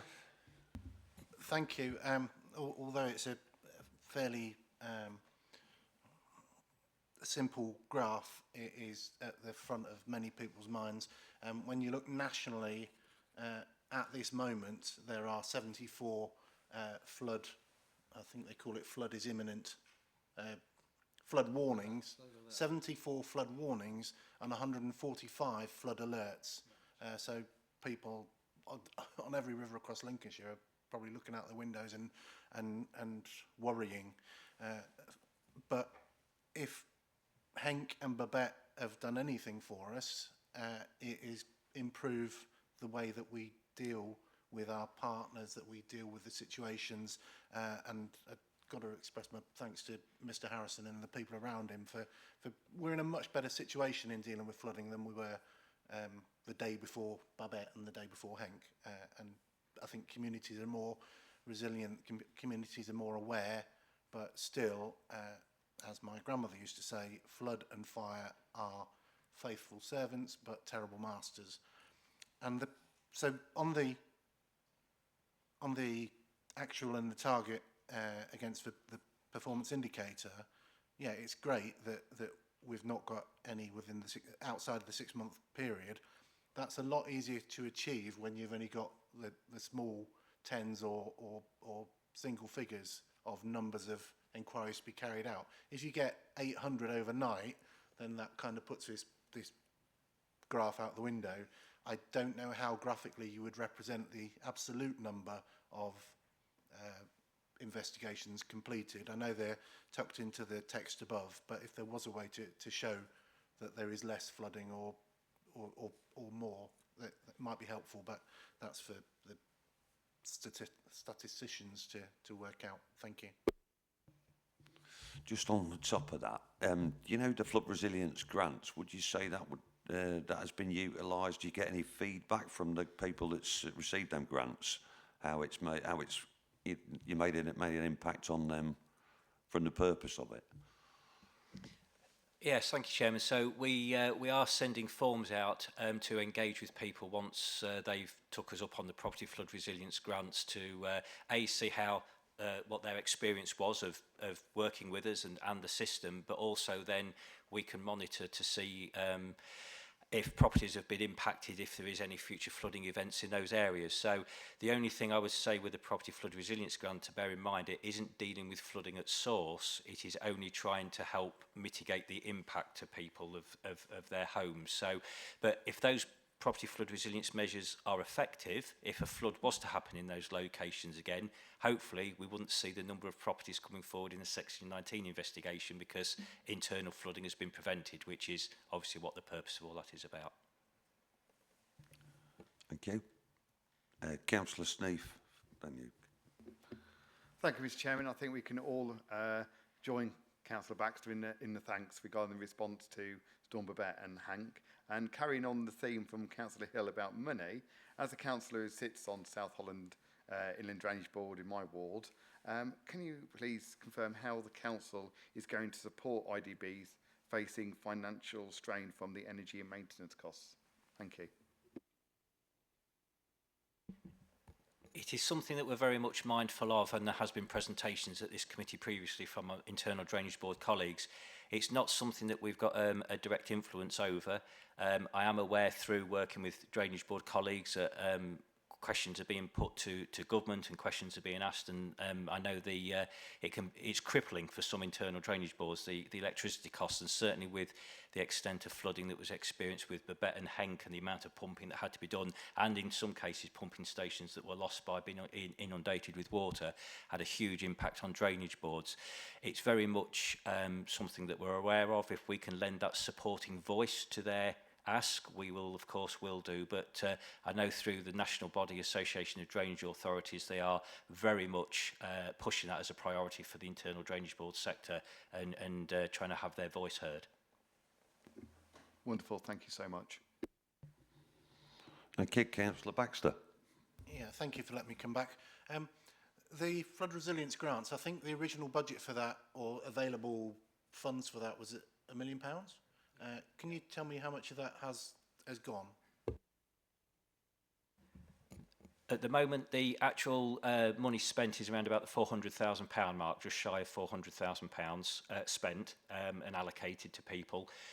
We are moving on to phase 3 and 4 of the programme with the anticipation that all being well, the majority, if not all of that money will be spent by March 2027 or allocated to people who have shown interest. The initial allocation was for people that had been impacted in the January 2025 flooding, which has been our focus. We obviously can't force people to take up the grant, and we didn't have quite the uptake that we would have maybe hoped.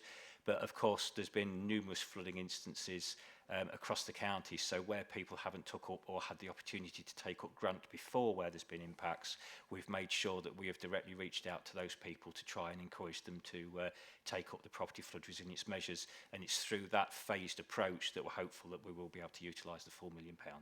But it is ongoing at the moment, obviously. Thank you for that.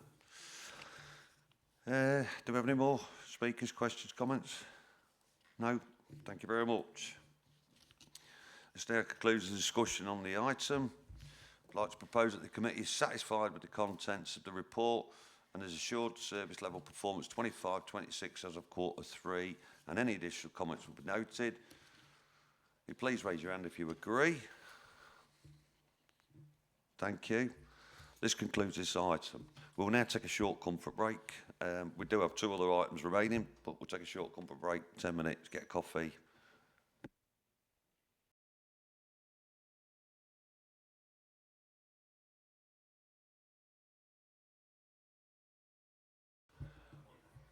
Can you all take your seats, please? Thank you.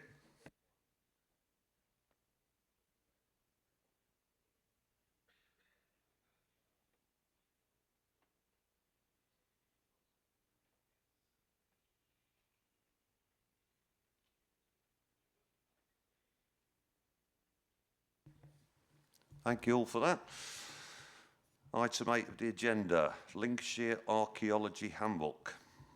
This report is on pages 53 to 58 of the agenda pack. This report seeks to provide committee members with an update on the Lincolnshire Archaeology Handbook and the role it plays in ensuring the appropriate recording of the county's archaeological heritage through the planning process. Actions required by this committee is to support the production and up-to-date Lincolnshire Archaeology Handbook, and to endorse the use of the handbook through the county planning matters and support officers in promoting its use by local planning authorities and other organisations undertaking works which have an impact upon the archaeological heritage of Lincolnshire. This report will be presented by Graham Appleby, Senior Historic Environment Officer Advice. Over to you, Graham, please, and thank you for being patient. Thank you very much, Mr. Chairman. I've got a very short presentation, and if that can be brought up, please.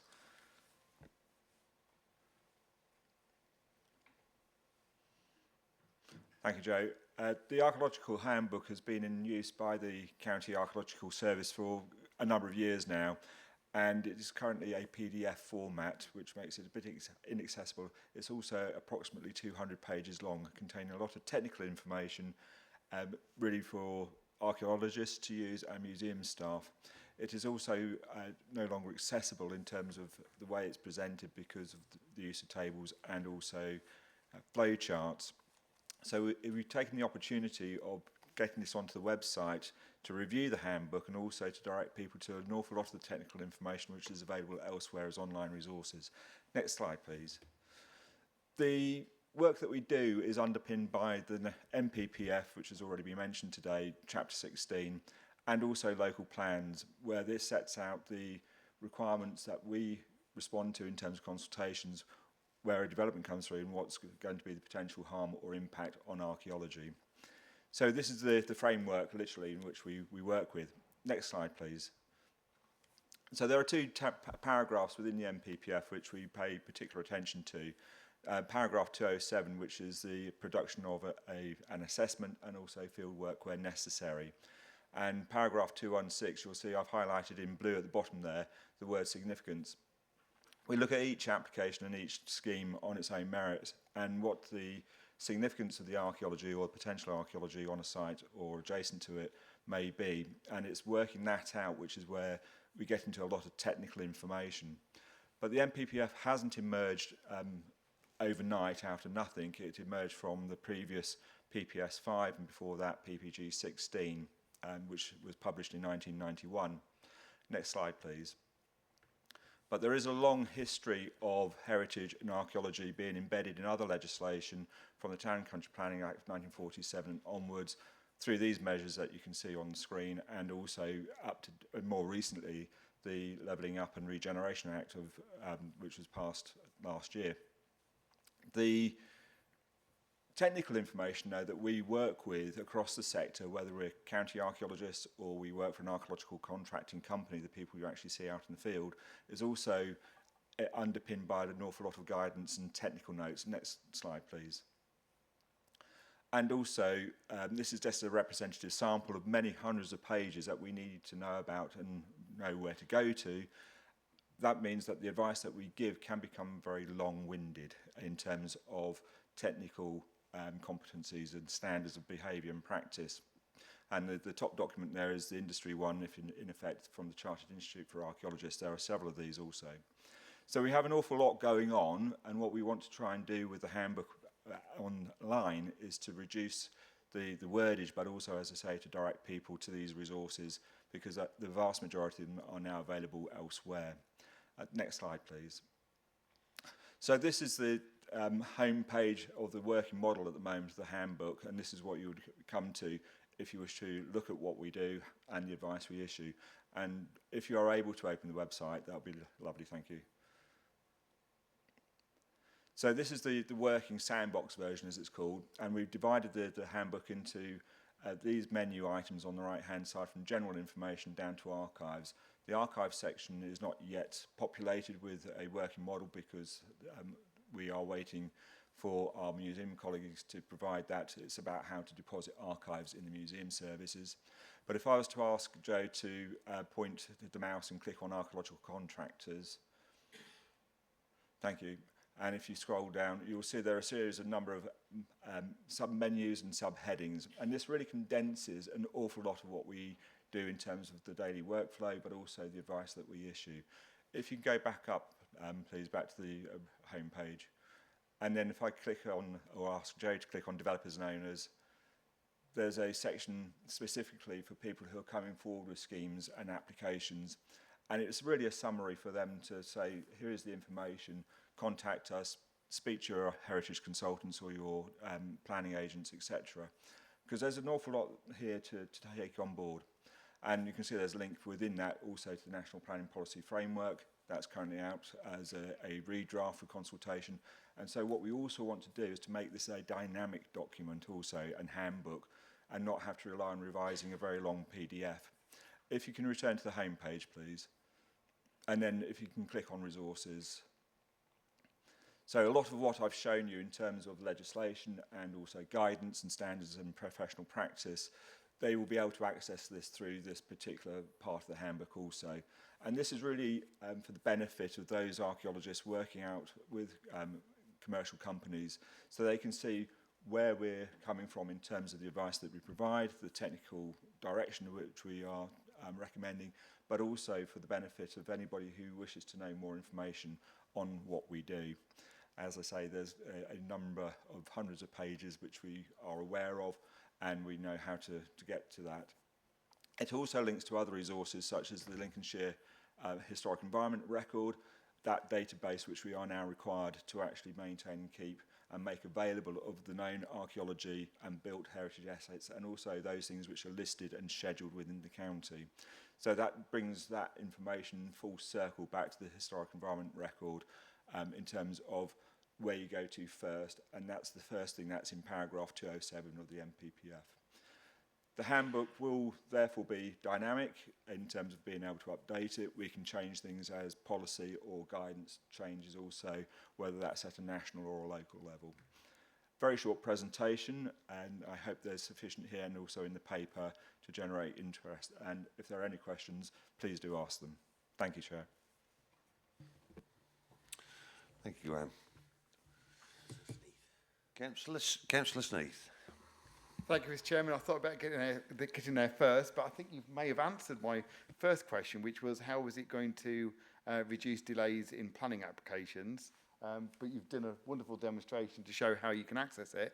So my other question will be is, what enforcement mechanisms exist if archaeological contractors fail to meet the standards in the handbook? There are two mechanisms. One is the planning route. There is a condition, generally speaking, where there's a consent in place, and if the standards are not being adhered to an agreed written specification of investigation, as it's referred to, the method statement, then we refer that to our colleagues in enforcement. So there's that route. We also have the route to, if they are a registered organisation with the Chartered Institute for Archaeologists, to report them, and for that institution to then take measures as they see appropriate. I think in my career that's not happened to date. Thank you. Thank you, Chairman. Thank you. Do we have any other questions or comments? Councillor Hill. Yes, I mean, obviously, I am right in saying that when archaeology is discovered, you don't have to do anything with it as long as you don't disturb it and you can just cover it all up again. Is that correct? The starting principle is preservation in situ, and one of the purposes of the assessments and the evaluation is to understand significance. If you can design a way disturbance, then we will step away from it. We will not excavate or go any further unless necessary. And that's part of an early dialogue, and purposes of the handbook is to help with that dialogue. The sooner we know what we're dealing with, we can come up with a programme which either leads to further excavation, or, as you say, we don't have to actually do anything. It can be left where it is. So I suppose where I'm coming from, someone has to decide how far you go, because obviously developers, which includes the county council, will actually have to pay for, and as you know, I'm still remember the Eastern Bypass where we hit a Roman villa, which was very important, but it became quite a costly exercise. So I suppose there's a judgment in terms of not losing the archaeology, but at the same time developers being clobbered with huge bills while archaeologists crawl over it and have a good time. So there is a balance, and I'm wondering how do you find that balance? We always seek to achieve the balance by going for what is appropriate and proportionate, both in terms of harm but also the significance. And it is that question as can we step away from it? And if you can avoid something by moving a location of a house or where a substation will be or an attenuation pond, and that's doable within the development phase and design phase, that's where we would seek to achieve that. And that, again, is a conversation because we advise the planning authority and the case officers on that basis. And where that cannot be avoided for whatever the constraints are, whether it's a design one or a site constraint, then we're back to the point that you make, that the developer will be paying to undertake further excavation and work on that site. I can tell you a little story, Councillor Hill. I've experienced it myself. Basically, it was a site with archaeological interest, and I had to scrape it off millimetre by millimetre with the archaeologist observing it, and then we had to position all the piles, structural piles for the building, around the Roman remains. And there was colour sheeted and mapped, so they're still there under the building, untouched, but we had to design the building so we didn't disturb the Roman remains. And I think it's fantastic that builders can do that. You know, these developers can retain them but cover them up, so they're always going to be there. Oh, for sure. Councillor Reuben Robinson. Thank you, Chair. Let's say we're building the North Hike and Relief Road and we come across a few Roman coins. What sort of process, could you tell us what sort of process it would go through, the timings, what sort of team you'd have available to get ready so it doesn't cause as much havoc as possible? First of all, we don't actually have a team ourselves. Archaeological fieldwork is delivered by commercial companies, so the developer actually contracts them to deal with the on-site requirements. In terms of something like some coins that have been found, then that was probably found either through metal detecting or through evaluation. That would be of interest, but unless you've actually got one coin, which is the first discovery in the British Isles, that significance test is something where you go, okay, what else is going on around here? And there should be a sufficient programme to understand that landscape context. And I think one of the things is that sometimes you get things which are very small and significant, and you get things which are very big and interesting. It's getting that balance right again, and how we actually work with that understanding and knowing with some certainty. And I think with that sort of scenario, we would step away from it fairly rapidly if there's nothing else indicating that there is a significant set of archaeological features or monuments here that we've not previously been aware of.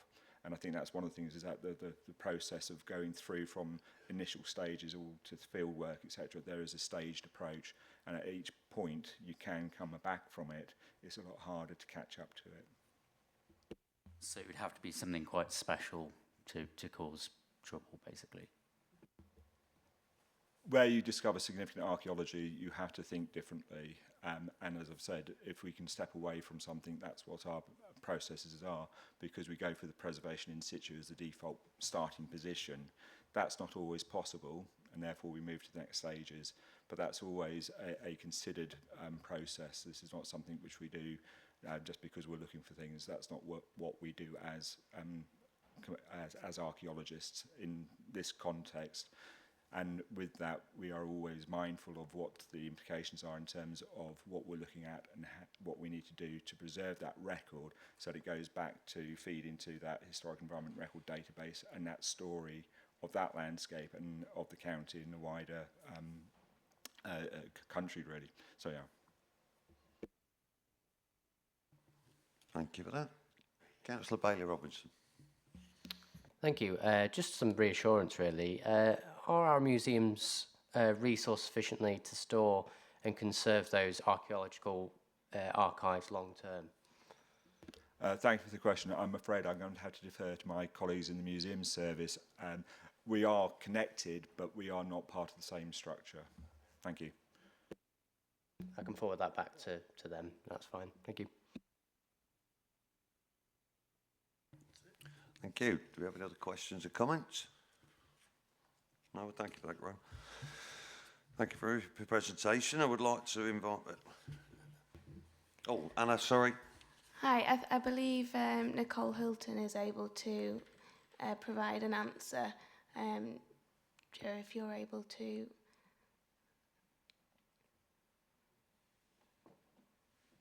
Thank you, Chairman. Just in relation to the previous question about the ability of the museum storage and the Heritage Service to continue to accession items, which is the other half of the process that's been referred to. Obviously, there is a finite amount of space for all of the items that we find, and has already been outlined by the paper. Actually, for a vast majority, where the items are found in situ is often the safest and best place for those items to be left. Depending on a question about significance. So what this paper has done, and this revision of the handbook, is exactly what you're referring to, Councillor Robinson. It's about ensuring that we have a more modern approach to the items that we find, and therefore feel the need to accession. So there will be no longer a requirement for us to accession into our archives for lifetime storage every single item that is found. It enables us to be far more thoughtful about what our collections look like, and what we have in storage, both for research facilities, but also most importantly for what our public will be interested in and what we all want to display and make available to them. Brilliant, thank you. Thank you, Nicole. Do we have any other questions or comments? No, thank you. This now concludes the discussion on the item. I'd like to propose that the committee is satisfied with the contents of the report as being assured the contents of the updated Lancashire Archaeological Handbook and additional comments will be noted. Please can you raise your hands if you agree? Thank you. That is agreed. We'll now move on to item 9, the Environmental Scrutiny Committee Work Programme. This item is on pages 59 to 64 of the agenda pack and sets out the committee's planned work programme for 26. Actions required by this committee are to review and agree the committee's work programme as set out in the report, and highlight for discussion any additional scrutiny activity which could be considered for inclusion within the work programme. This report will be printed by Hannah Kolkoloff, Scrutiny Officer. Over to you, Hannah, please. Thank you, Chair. So for the next meeting on the 27th of March, we've got currently 4 substantive items planned: the flood risk management update, streets design code, collaborative working on strategic flood risk management schemes, and the Salix scheme item as well. So that's for the next meeting on the 27th of March. It was also highlighted that we might want to ask members how interest is for an item on carbon capture storage schemes. It was brought up a few months ago, and officers would like to gauge interest on that. Thank you. Thank you, Anna. Do we have any questions, comments? I'll take the committee members first, Councillor Ashley, if that's okay. Councillor Baxter. Thank you, Chair. Salix scheme, conclusion to scheme.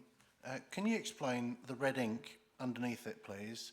And on a similar theme, I understand that a solar installation was planned for a fire station within Lincolnshire. Could we have an update on that as well, please? It was funded via the mayoral authority, but the money was devolved down to this authority to put into action. So has it happened? How much did it cost?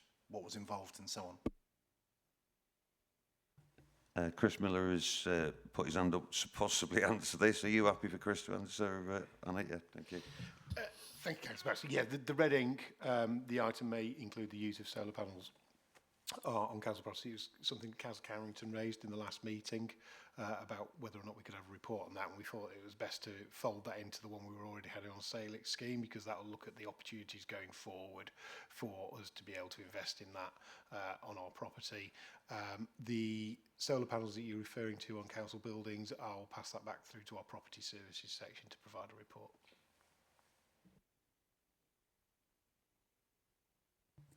Yeah. Do you have any others? Yeah, Councillor Martin. Thank you. It's more of a point of, I'm not sure if it's an item which would satisfy the full committee for an agenda item, but it's something that's really kicking off in my mind in Grantham particularly, is sustainable transport, active travel and such like. It would be really good to have an understanding of how the council via highways, etc., deem active travel and sustainable transport, and the way that that affects planning decisions within, obviously, the district councils. Because we're seeing a lot of things where basically it says, well, highways are happy with sustainable transport in this area, therefore this will go through. And the actual residents and the local councillors are going, we don't have sustainable transport. And it's just something that would be really interesting to understand how our function of that affects what happens as far as housing estates and development goes. Thank you. Thank you, Councillor Martin. Yes, I'm sure we can put something together. I mean, active travel usually gets reported into highway scrutiny, but there's no reason why between myself and Warren Peppard, who's Development Control Manager, so who gives that advice back into the planning authorities when it comes to developments, who comes to this committee, why we can't put something together to bring here. I'm sure we can manage that at an appropriate date. Thank you. Councillor Bailey Robinson. Hello, just regarding the carbon capture that was requested on the 27th of June, that was requested by myself when I was a regular member of the committee. And it was just generally just to explore that, the sort of safety risks and environmental impact, and then pop those comments to the portfolio holder. So if there are any progression with the pipeline underneath going from Immingham to Thedlethorpe, then at least then he's got a bit more sort of comments from the committee about that. So if that's more suited for when that progresses further, if you want to put it then, or as soon as possible, then at least then it's those comments are already passed to the executive. Did you want to comment on that, Chris, or no? I'm sure we can provide a report as and when it's appropriate. Yeah, that's fine. Thank you very much. Councillor Reuben Robinson. Thank you. In the apologies, the street design code for next time, could we have a like a miniature report inside it regarding street lighting and looking at the new options we've got for street lighting? I know the executive are looking at the moment about the different designs for that as well. It's something which is a big problem in my particular area. We want to get them back on as soon as possible. Thank you. I can contact the relevant officer and find that out. Thank you. Lovely, thank you. I will bring in Councillor Ashton now. So is this part of the programme itself, or is it a district council related? Thank you, Mr. Chairman. It's just if it might be helpful. I note you got Jane Froggatt at your next meeting. I'm just aware that Jane has given a presentation at the Sustainable Flood and Drought Management All-Party Parliamentary Group in January on Environment Agency main river maintenance and the withdrawal of some of that maintenance. I don't know if that would be of interest to the committee or to yourselves, either at your next meeting or perhaps a future meeting. Well, thank you for that. Do we have any others? Comments? Questions? Chris? Thank you, Chairman. Yeah, just the whether or not it'd be an appropriate time to move the Anglian Water Reservoir item from the proposed potential items onto the actual agendas. The executive has received a briefing from Anglian Water already, so now would seem the appropriate time to move that onto the full agendas. And looking at what we have, potentially I can ask them if they could come and present on the 15th of May, because at the moment we don't have any flood and water items on that agenda, and it is quite a brief agenda in it as it currently stands. For the committee to decide, obviously. Thank you.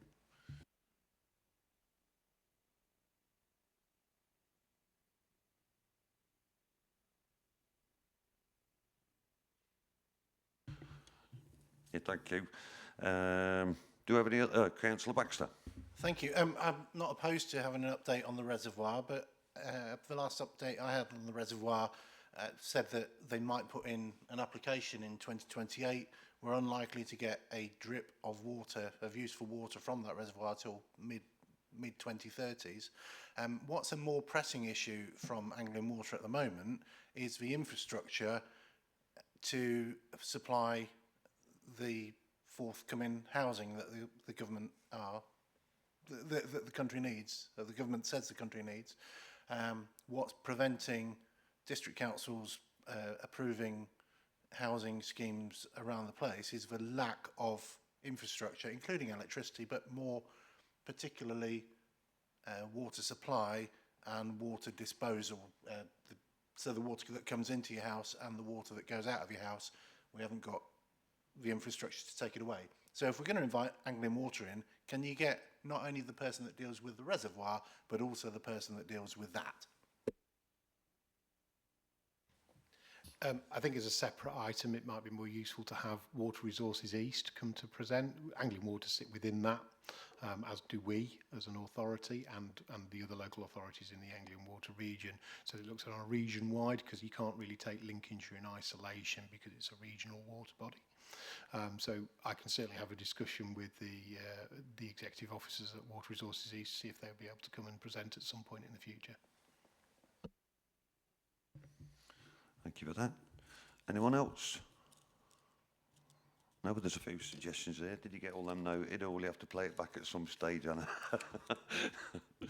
Right, I think everybody's happy with that then, yeah.